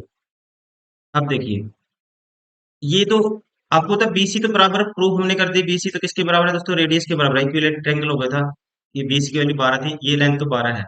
अब टेंजेंट 30 निकालेंगे इसमें, तो क्या होता है, टेंजेंट 30 होता है दोस्तों 1/√3 होता है। ठीक है, टेंजेंट 30 क्या होता है, 1/√3, मतलब लंब, ये 1 होगा, ये √3 होगा, लंब बटे आधार। तो दोस्तों ये 1 है, ये √3, तो ये लेंथ कितनी होगी, राइट एंगल 2 होगी। तो इसका मतलब जो ओपी है दोस्तों, ये ट्वाइस ऑफ होगी किसके, ओसी के। मतलब कि ट्वाइस ऑफ ओसी, मतलब ये 12 थी दोस्तों, तो ये कितनी होगी, 24 होगी। तो यहाँ से पी ओ की लेंथ कितनी होगी, पी ओ बराबर आया हमारे पास 24। और ये ओ ए भी ऑलरेडी रेडियस है, और रेडियस किसके बराबर प्रूफ किया हमने, बीसी के बराबर 12 ये है। तो टोटल लेंथ हमें बतानी थी क्या, सो मैंने ओ ए और ऐड कर दिया, किसमें, पी ओ में, ओ ए और ऐड कर दिया, तो पी ए की लेंथ कितनी आई, पी ए की लेंथ आई हमारे पास कितनी, 36। यही आपको बताना, पी ए या ए पी ए की बात है, कितनी आई 36, राइट आंसर ऑप्शन 4। इसको सोल्व करना है दोस्तों, 12 माइनस 140 है रूट में, 140 को लिख सकते हैं हम, 140 को लिख सकते हैं, देखो 140 को तोड़ेंगे, ये है ऐसे है, 1/12 माइनस रूट में 140, तो रूट में 140 को लिख सकते हैं दोस्तों हम, सात, 35 चौका कितना होता है, 35 दूनी 70, 35 चौका 140 होता है, तो 35 को लिख सकते हैं √7 गुना में √5, 35, 35 चौका 170, मतलब √4 को क्या लिख देंगे, टू लिख देंगे, तो इसकी वैल्यू इसके बराबर होगी, ठीक है, 2√7 √5, और इसको लिख सकते हैं 5 + 7, तो यहाँ पे ये बनेगा √7 का स्क्वायर प्लस √5 का square minus 2ab minus twice of √7 √5, तो ये सब सारा बना √7 माइनस √5 का होल स्क्वायर, और उससे रूट कैंसिल आउट हो जाएगा, इसकी वैल्यू आएगी सारे की 1/में, इसकी वैल्यू डायरेक्टली आपको करनी है 1/में √7 माइनस √5। अगर इसको भी रैशनलाइजेशन कर देता हूँ √7 प्लस √5 से, तो दोस्तों ये ऊपर तो आएगा √7 प्लस √5, और नीचे क्या आएगा, इसी से नीचे भी मल्टीप्लाई करेंगे √7 प्लस √5, ए प्लस बी ए माइनस बी ए स्क्र माइनस बी स्क्र, तो 7 का √7 का स्क्र 7, √5 का स्क्र 5, 7 माइनस 5 करेंगे 2 आएगा, तो इसकी वैल्यू एक्सप्रेशन की ये आई, ठीक है, इस एक्सप्रेशन की वैल्यू ये आई। अब ऐसे ही इसको सोल्व करेंगे, 1/1, ये है दोस्तों, देखो इसको ये बनेगा 5 और 3 में टूटेगा, 5 + 3 8, तो इसको लिखेंगे,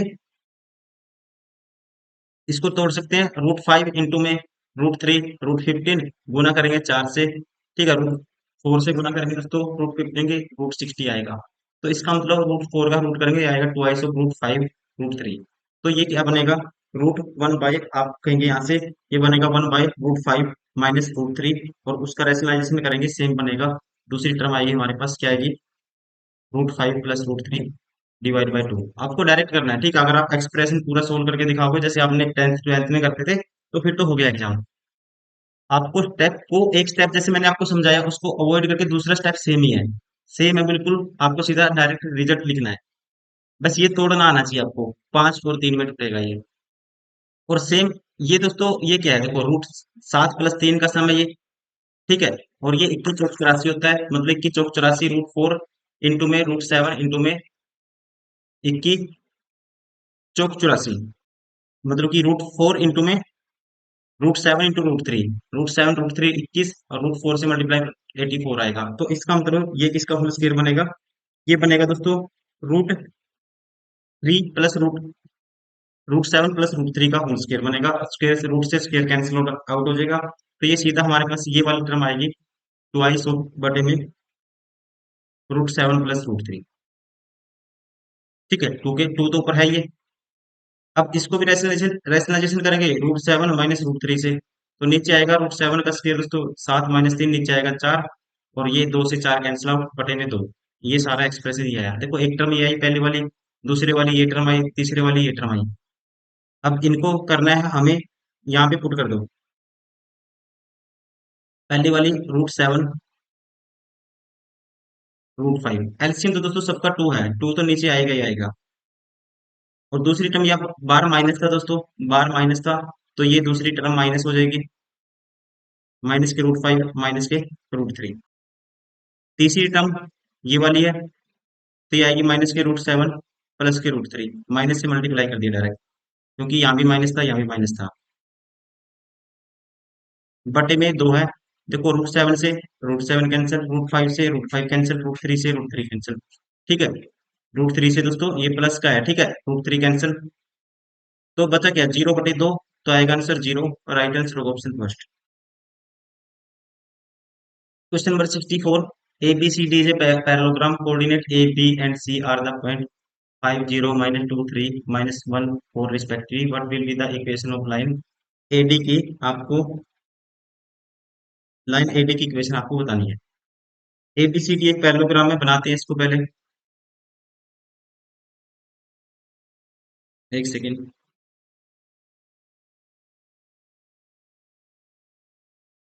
ऐसे एबीसीडी दोस्तों क्या है, एक पैरेललोग्राम है।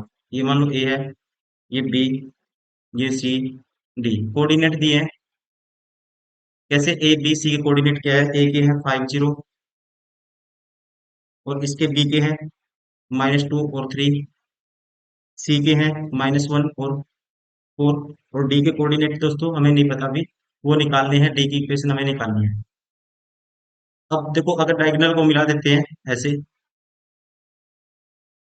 ये ओ पे बाइसेक्ट करेंगे और वो होगा दोस्तों मिड पॉइंट। मिड पॉइंट के कोऑर्डिनेट कैसे निकालते हैं, this plus this divide by 2। ठीक है, तो यहाँ से ओ के कोऑर्डिनेट क्या आएंगे, दिस प्लस दिस मतलब 5 प्लस -1 करेंगे तो 4 डिवाइड बाय 2, एक तो 2 आएगा। दूसरा दोस्तों 4 में 0 ऐड करेंगे, डिवाइड बाय 2 करेंगे, एक 2 आएगा। तो यहाँ ओ के कोऑर्डिनेट क्या है, 2 और 2।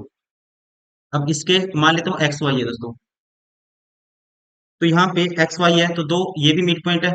दो किसके बराबर होगा, अब देखो x-2 डिवाइड बाई 2 2 के बराबर होगा। तो दो दूनी 4 प्लस 2 6, तो x की वैल्यू डायरेक्ट क्या आएगी, 6 आएगी। वैसे ही y +3, देखो ये जोड़ते हैं ना, आपको पता है मिड पॉइंट कैसे निकालते हैं, दिस प्लस दिस। अब y +3 जोड़ेंगे डिवाइड बाई 2 करेंगे, तो ये किसके बराबर होना चाहिए, इस वाले कोऑर्डिनेट के बराबर होना चाहिए। तो दो दूनी 4 -3 करेंगे तो 1, y बराबर आया 1। ठीक है, x बराबर 1, 6 y बराबर 1, x बराबर 6 y बराबर 1, ये आया हमारे पास। अब दोस्तों इस इक्वेशन, इस एडी की लाइन, ये लाइन एडी है, इसका आपको निकालना है इक्वेशन।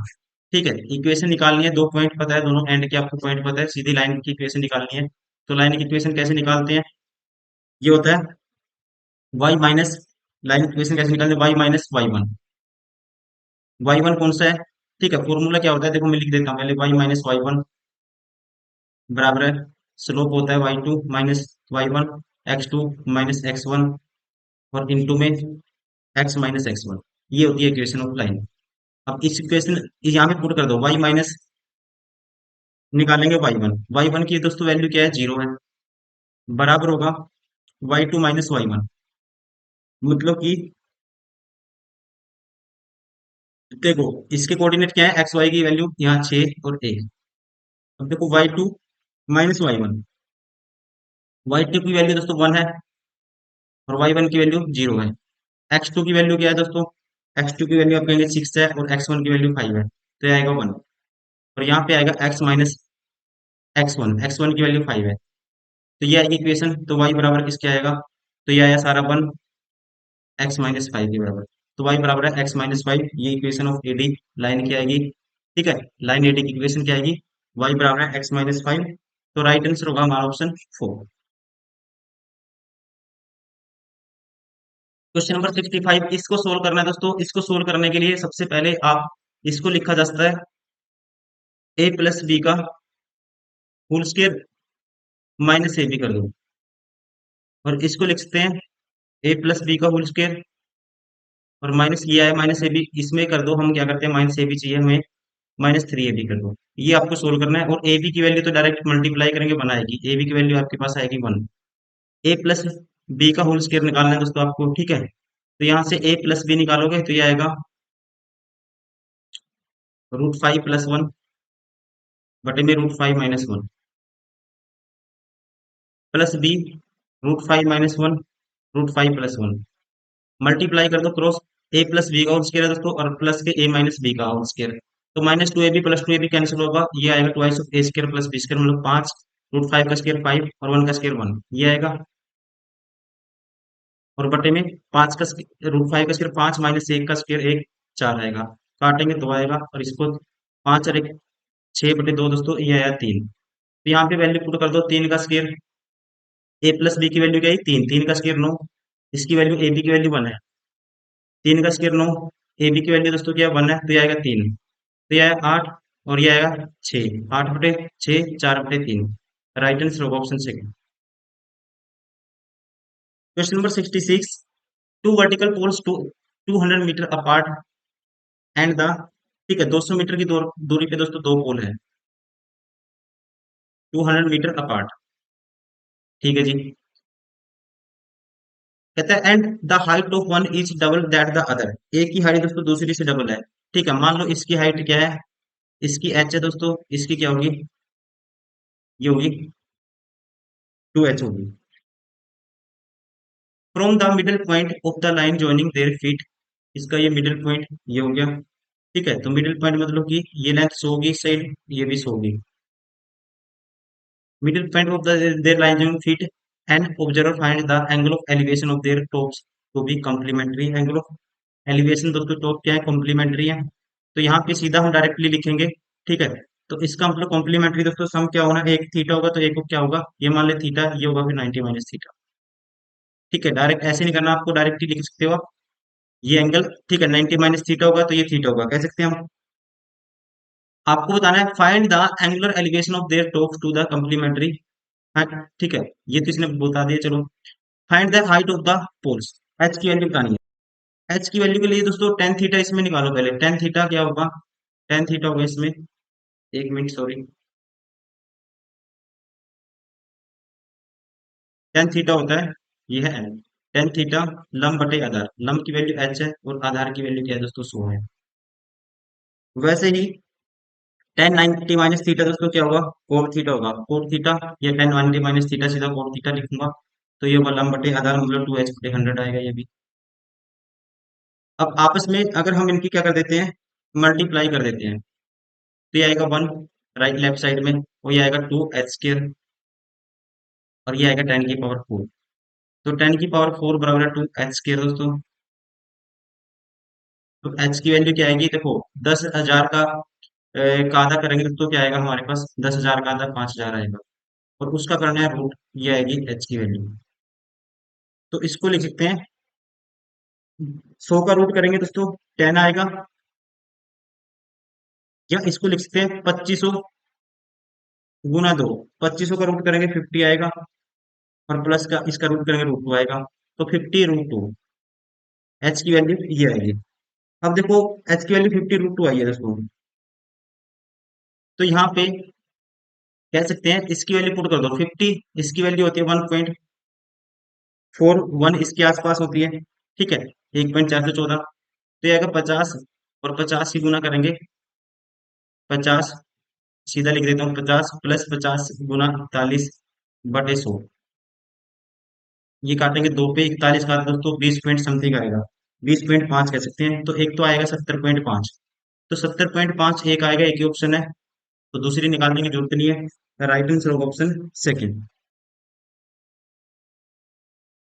क्वेश्चन नंबर 67 कहता है the average age of 11 player of A cricket team is decrease by 2 month when two of them aged 17 and 20 years are replaced by two new players. The average age of the new players is, दोस्तों average किससे, 2 से decrease हुई है। ठीक है, average क्या हुई है, इंक्रीज हुई है, डिक्रीज हुई है, डिक्रीज हुई है। इसका जो नए प्लेयर आए होंगे दोस्तों वो एवरेज से कम लेके आएंगे। ठीक है, कितना लेके आएंगे वो, कह सकते हैं 20 और 17 इनसे रिप्लेस हुए हैं, 20 और 17 तो ये लेके आए हैं, इससे कम कितना लेके आए। ठीक है, तो 11 प्लेयर है, 2 मंथ के हिसाब से 11 दूनी 22 मंथ, 22 मंथ, मंथ को दोस्तों 1 ईयर हम कह सकते हैं 10 मंथ, 1 ईयर 10 मंथ माइनस करना आपको, 1 ईयर और 10 मंथ आपको माइनस करना है।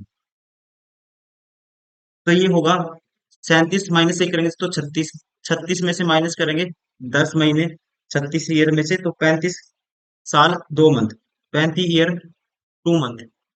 अब इसका निकालना आपको एवरेज, इसका निकालना है एवरेज, 35 का था दोस्तों 34.5, सॉरी 17.5, 17.5 मतलब कि 17 साल 6 महीने, और इसका 2 का निकालेंगे 1 मंथ, 17 साल 6 महीने में 1 मंथ और जोड़ेंगे तो 17 साल 7 महीने क्या होगी, एवरेज होगी इनकी। न्यू जो है न्यू प्लेयर्स हैं, right answer option second. Number 68, देखो एक्स की क्यूब माइनस वाई की क्यूब, इसका डायरेक्ट फॉर्मूला होता है दोस्तों। ठीक है, ये होता है एक्स माइनस वाई और डिवाइड बाई, सॉरी इनटू में, ये वाली जो टर्म है इसके बटे में ये होती है सेम टू सेम, और सेम टू सेम बटे में ये टर्म है, और ये रेशियो 5:1। तो आप इससे ये कैंसिल, तो एक्स माइनस वाई दोस्तों किसके बराबर है, तो आप कहेंगे 5 के बराबर है। तो वैसे ही एक्स माइनस वाई, दोस्तों इसको लिखेंगे x minus y x plus y, x minus y से एक्स वाई माइनस का बचेगा एक्स प्लस वाई, और ये रेशियो बराबर है 7/7 के बराबर। तो आपको बताना है 2x/3y।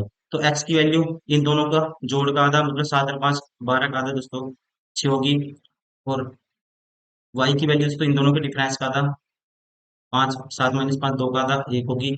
और आपको निकालना है 2x और 3y का रेशियो। तो 3 दूनी 6, ये आएगा 4/1।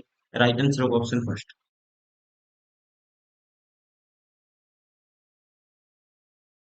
क्वेश्चन नंबर 69 में कहता है A B C D J rhombus, a straight line through C cuts A D produced at P.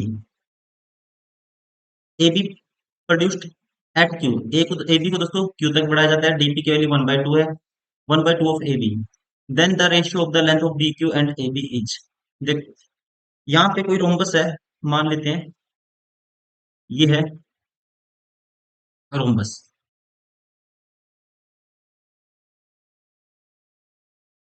ठीक है, ये है रोम्बस दोस्तों ए बी सी डी। अब कहते हैं ए डी को पी तक बढ़ाया गया। ठीक है, और ए बी को दोस्तों क्यू तक बढ़ाया गया।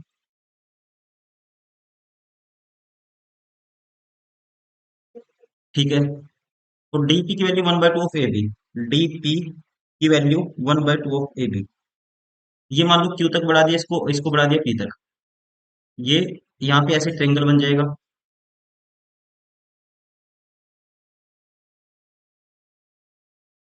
ये है क्यू। अब देखो DP is equal to 1/2 of A B.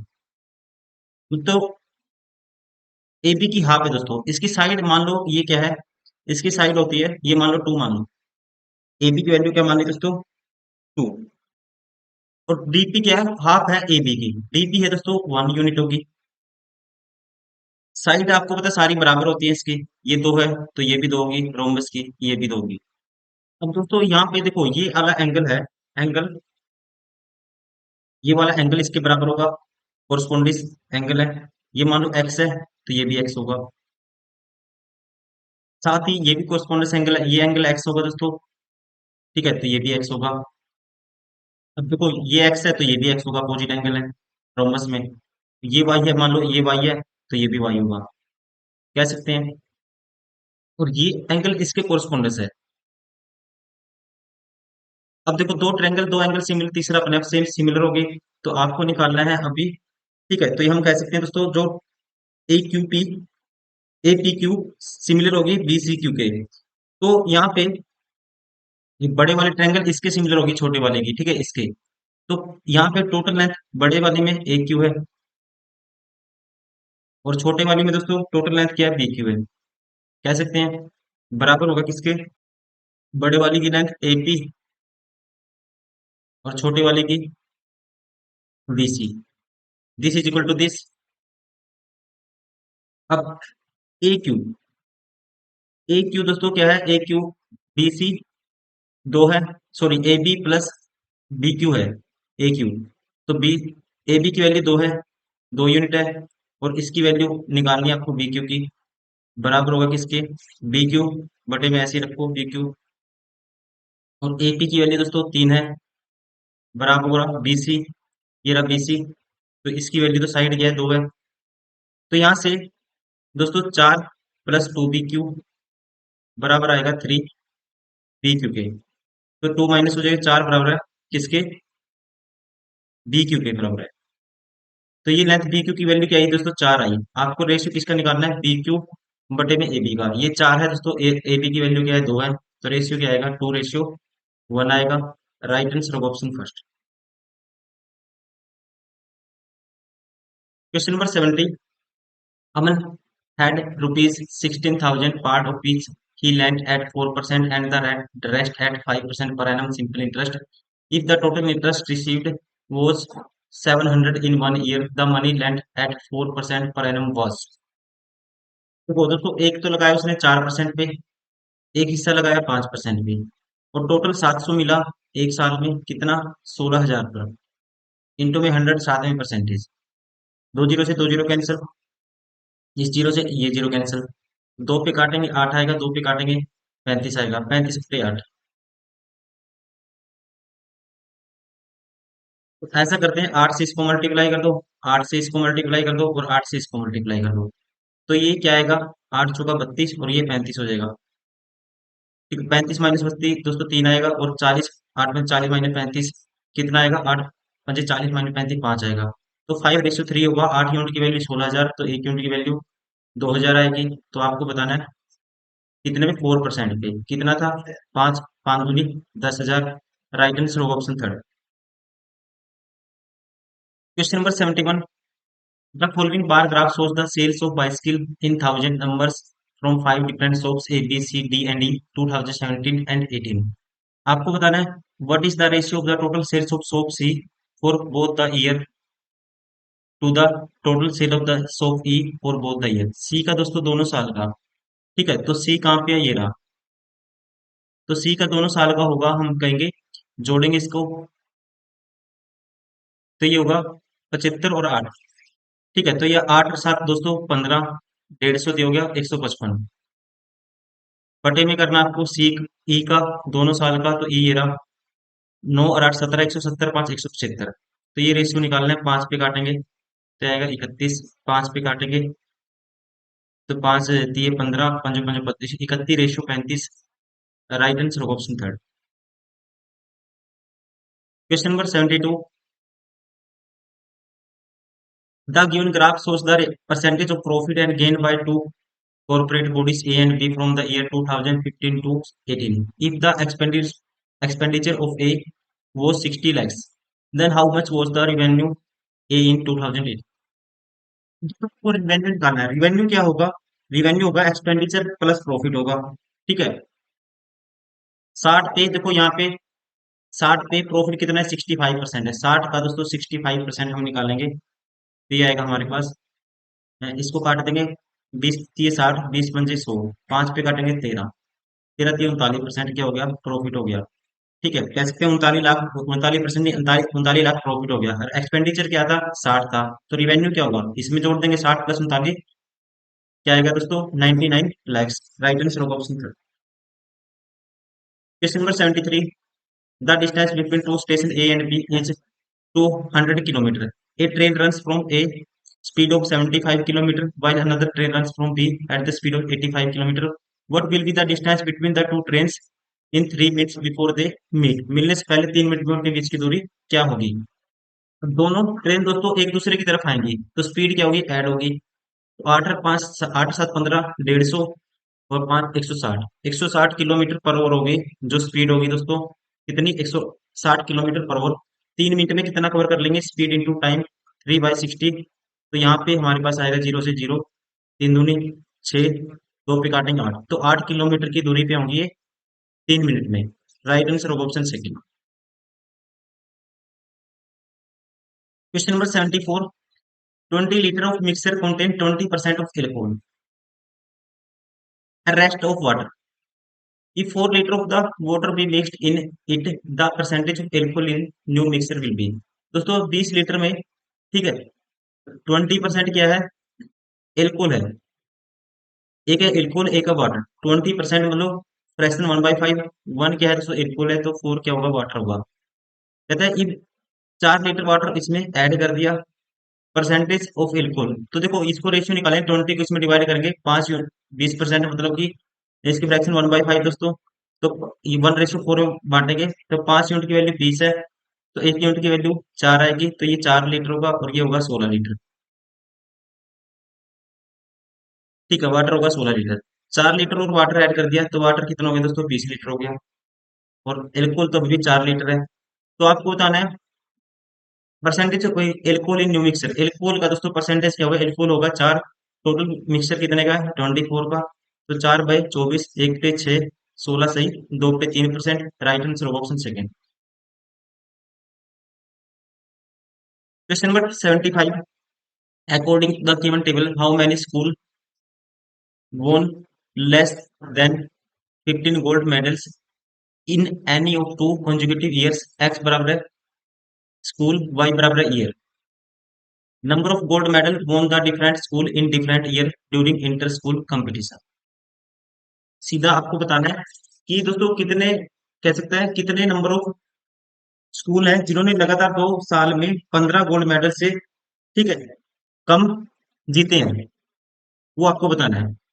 देखो, ये तो लगातार कंजुकेटिव 15 कोई भी ईयर में नहीं है लगातार 15 से कम डाटा, ठीक है, लगातार नहीं है, लेकिन 30 है, लेकिन लगातार नहीं है। यहाँ पे भी नहीं है दोस्तों, यहाँ पे भी नहीं है। यहाँ देखो दो वैल्यू है लगातार, 18 और 14, एक तो हो गया डी, और एक ई में भी है, देखो 5 और 12, एक हो गया ई।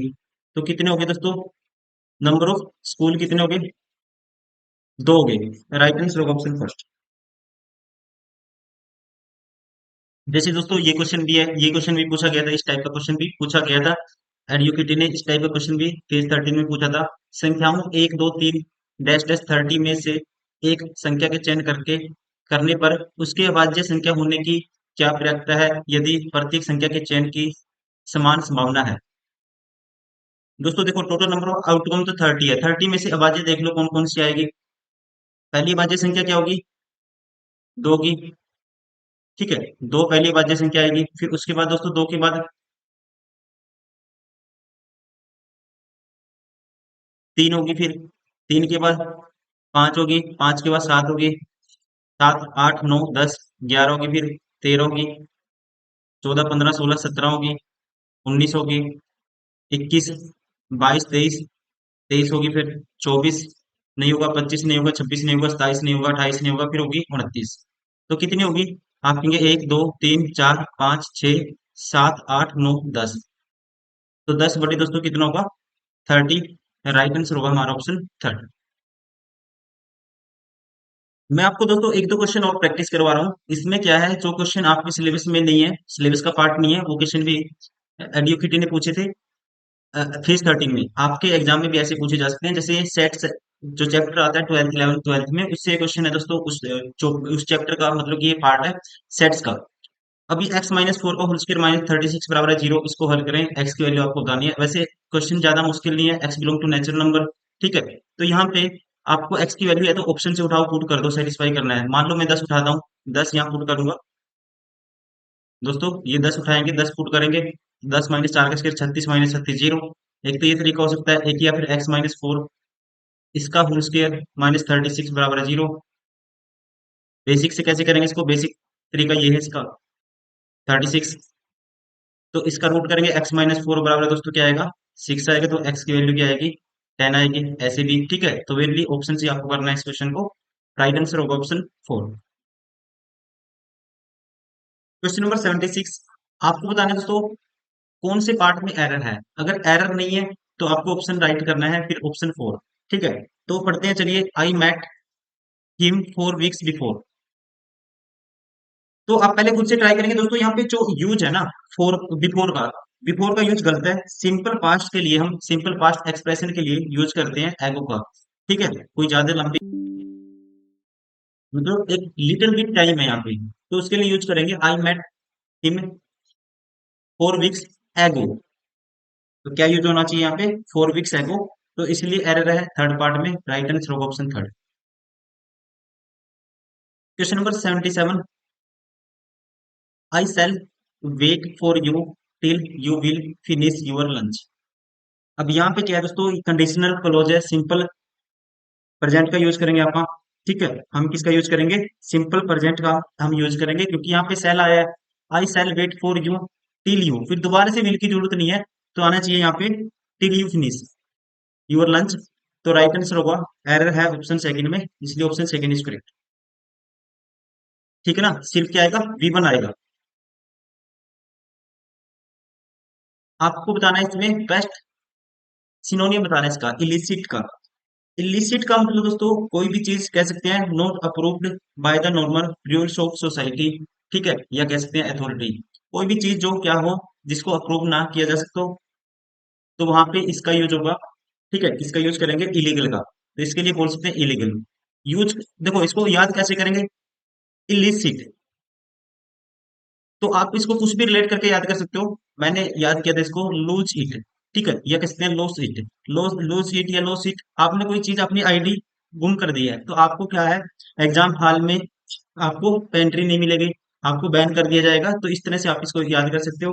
इसका मतलब क्या होगा दोस्तों, इलीगल हो कोई भी चीज, illicit means not approved. Right answer of option second.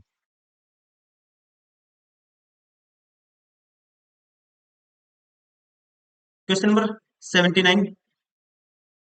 Flare, flair का भी सिनोनियम बताना है इसमें भी।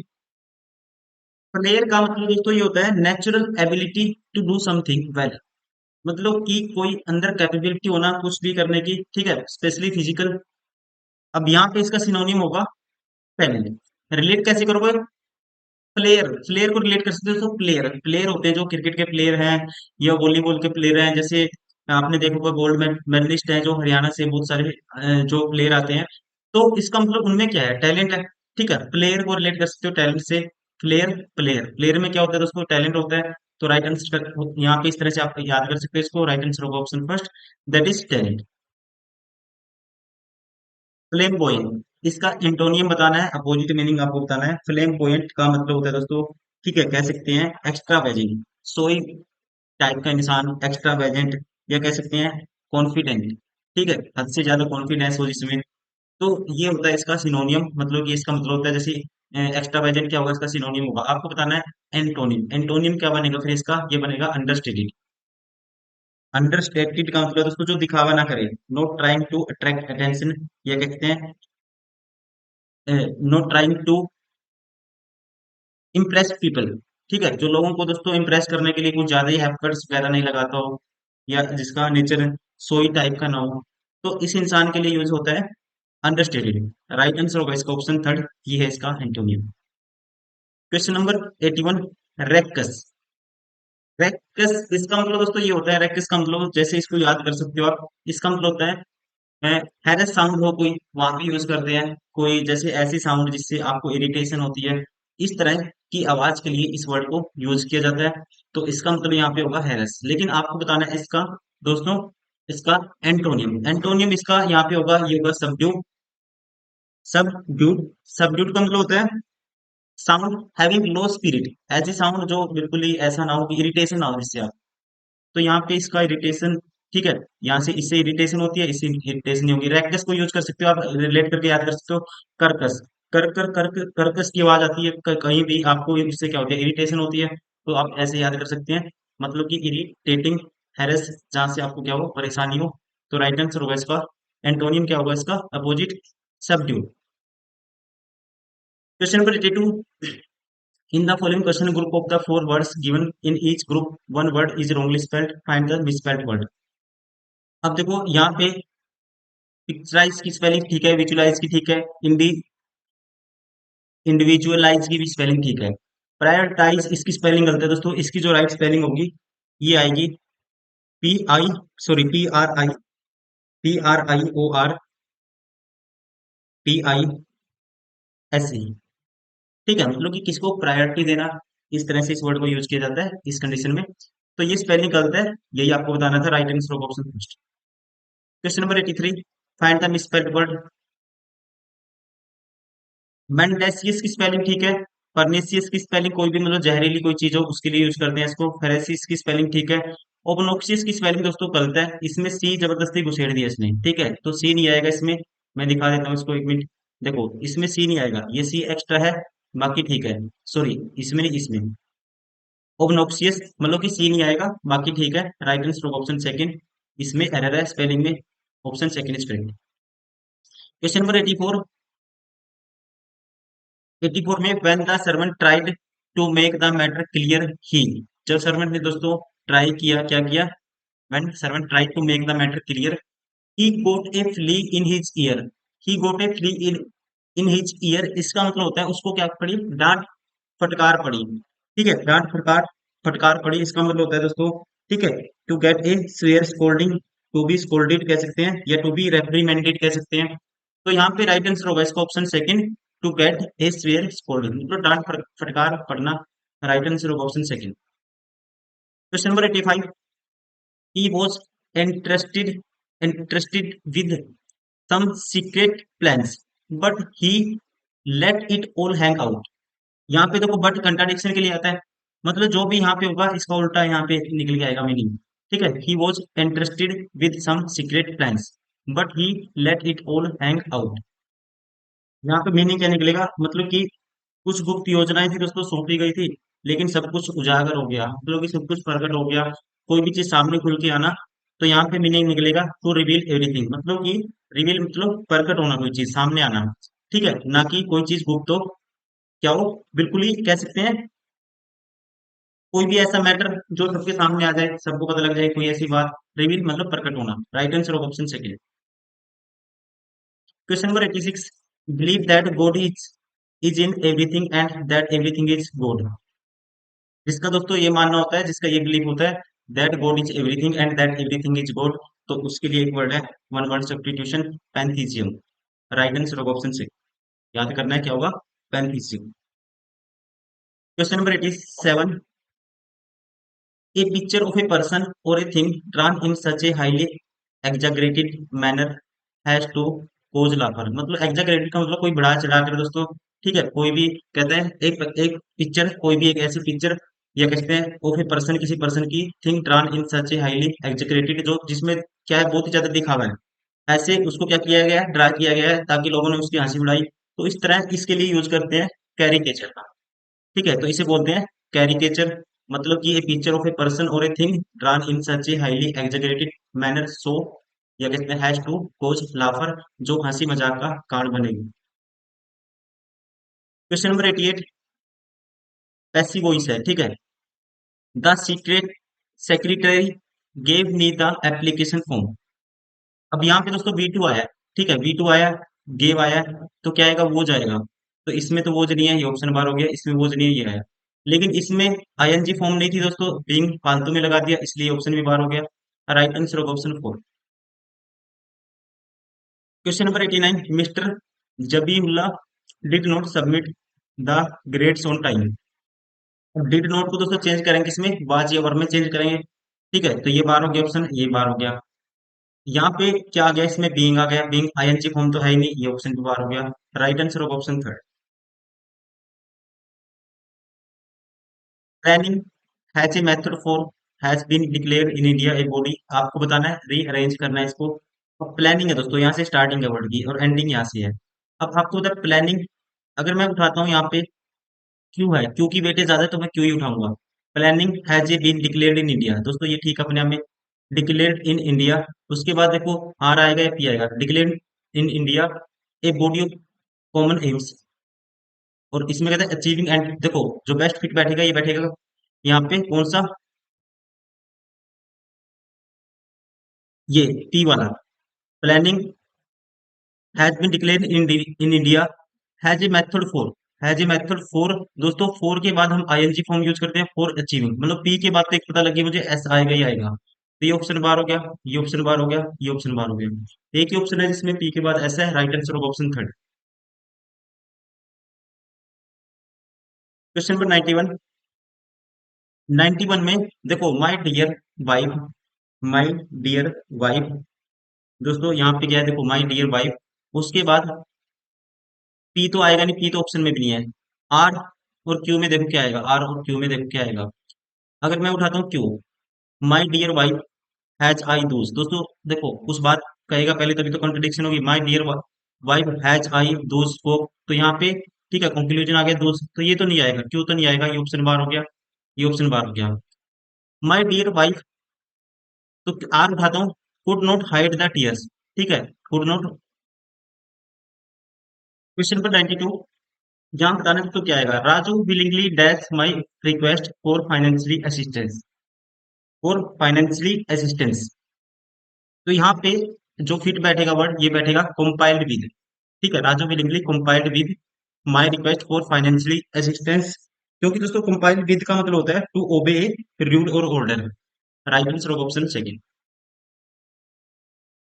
Question number 93, my friend dash at 7 this morning, आसान क्वेश्चन है, ठीक है, तो क्या आएगा, my father got up, sorry my friend got up at 7 this morning. Got up या गेट अप का मतलब होता है to get out of bed, bed से उठना। Right answer of option second. Question number 94, direct indirect speech है दोस्तों। He said to her, he said to her, are you coming to the party. Are किसमें change होगा, was में change होगा। सबसे पहले वो आप देखते हैं, वॉज भी चेंज होगा आर। तो यहाँ पे तो दोस्तों व्हील आ गया, ये ऑप्शन बाहर हो गया। सेट टू किस में चेंज होगा, पीछे क्वेश्चन मार्क है, सेट टू चेंज होगा आस्क में। आस्क में टोल्ड वाला ऑप्शन भी बाहर हो गया। बचे ये वाले दो ऑप्शन। यहाँ क्वेश्चन पूछा दोस्तों, यस और नो की कंडीशन में हम यूज करते हैं किसका, इफ का यूज करते हैं, हैज ए कंजंक्शन। ये ऑप्शन भी बाहर हो गया। राइट आंसर होगा option third. Question number 95, the sage said God helps those who help themselves. अब दोस्तों यहाँ पे क्या है, यूनिवर्सल ट्रूथ है। अब रिपोर्टेड स्पीच का जो सेंटेंस है, ये इसमें कोई भी चेंज नहीं होगा, ठीक है। तो सारे ऑप्शन बाहर हो गए, ये भी बाहर हो गया, ये भी बाहर हो गया, ये भी बाहर हो गया, एक ही ऑप्शन बचा। राइट आंसर होगा option first, God helps those who help themselves. ठीक है, सेंटेंस क्या रहेगा, सेम रहेगा। क्वेश्चन नंबर 96, इसमें पैसेज है दोस्तों, इसको पढ़ना होगा फिर आंसर करना है। तो उसके लिए पढ़ते हैं, the green blazer stood out prominently under the bright sun and blue sky. In all that jostling crowd, one could not help noticing it. Villagers in shirts and turbans, townsmen in coats and caps, beggars, bare bodies, and women in multicolored saris were throwing the narrow passage between the stalls and moving in great confused masses. तो question में पूछा क्या है, identify the that activities going on the बाजार।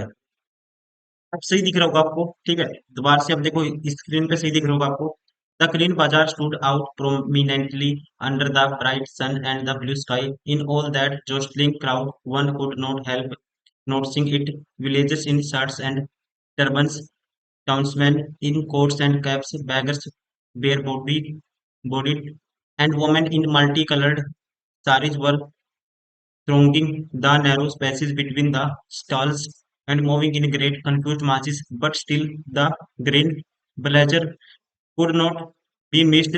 The jabber and babble of the marketplace was there as people harangued, dispute prices, angled or greeted each other, or it all boomed the voice of a Bible preacher, and when he paused for breath from another corner of the loudspeaker of a health man amplified on malaria and tuberculosis. Over and above it all, the train blazer seemed to cry out an invitation Raju could not ignore. It was not in his nature so to ignore such a persistent invitation. He kept himself half aloof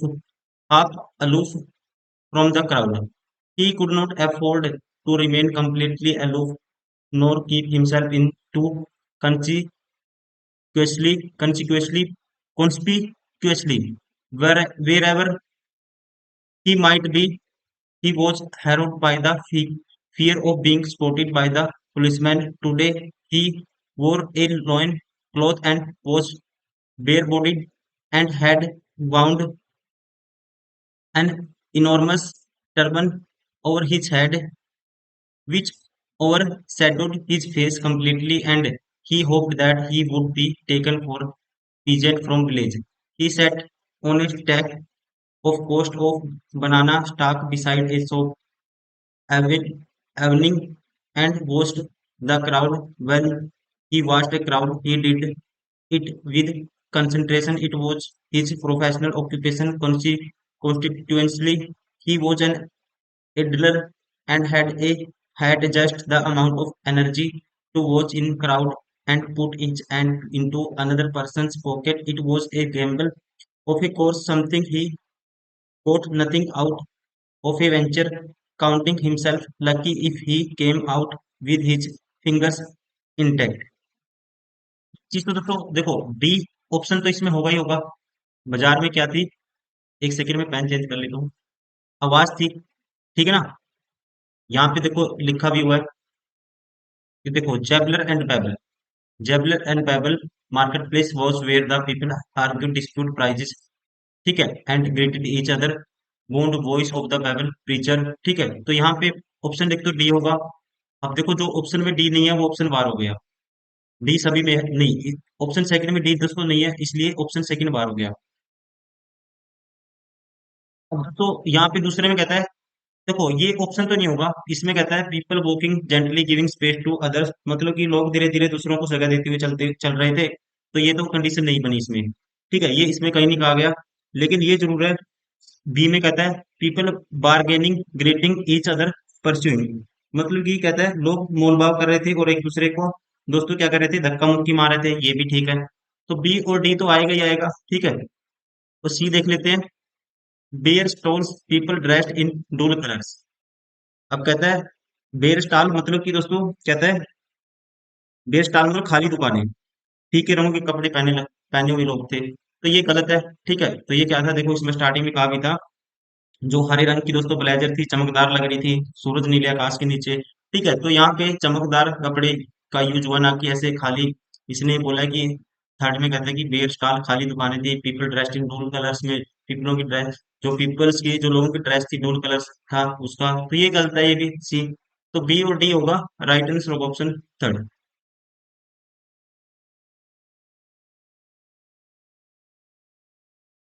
next question.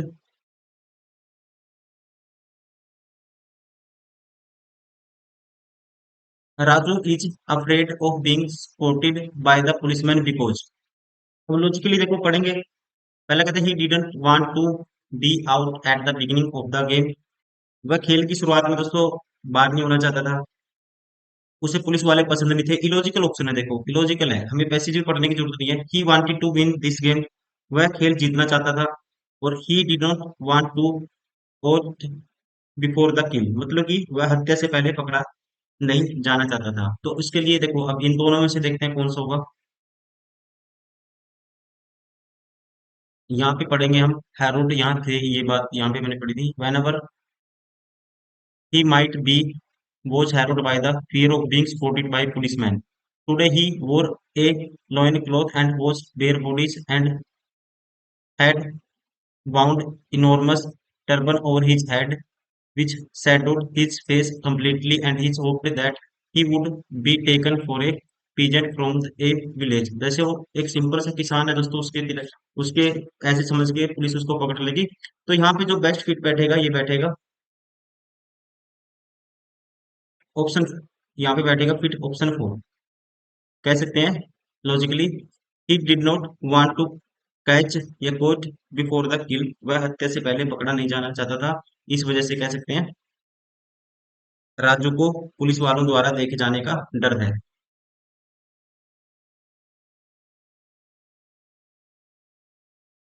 What do you think is Raju's profession, उसमें passage में देखो साफ साफ क्या गया दोस्तों इसका। ठीक है, राजूज प्रोफेशन क्या है, एक पिक पॉकेटर कह सकते हैं, एक जेब कतरे की तरह। Right answer of option second. Question number 99, match the following word list one to list two meaning आपको बताने हैं। हेरेंक्यूट, हेरेंक्यूट का मतलब होता है लॉन्ग एग्रेसिव स्पीच। ठीक है, पहले का दूसरा आएगा, सारे ऑप्शन बाहर हो गए। ठीक है, तो एक ही ऑप्शन बचता है, एक भी पता है तो आप सारे देखो, सारे एलिमिनेट कर सकते हो। Right answer of option first. ठीक है, तो फिर एम्पलीफाइड का मतलब टू इंक्रीज द इंटेंसिटी, देखो एम्पलीफाई तो वैसे ही पता होगा आपको, किसी भी चीज की इंटेंसिटी बढ़ाना। कॉन्सिपिशियस का मतलब होगा, ठीक है, क्या होगा, कॉन्सिपिशियस का मतलब होगा दोस्तों नोटिसिएबल, और वेंचर का मतलब होगा an undertaking. Question number 100, match the phrasal verbs given in list one with meaning has list two. Stood out, देखो स्टूड आउट का मतलब होता है नोटिसिएबल, क्या होता है, याद रखना आपको, नोटिसिबल होता है। टेकन फोर का मतलब होता है in place of, taken four मतलब कि इन प्लेस ऑफ। और यहाँ पे कास्ट ऑफ, कास्ट ऑफ का मतलब होता है नो लॉन्गर वांटेड। और क्राई आउट का मतलब होता है डिमांड। तो यहाँ पे जो राइट आंसर होगा ये होगा ऑप्शन सेकंड, पहले का चौथा, दूसरे का पहला, ठीक है, और तीसरे का दूसरा, और चौथे का तीसरा। तो राइट आंसर होगा ऑप्शन सेकंड।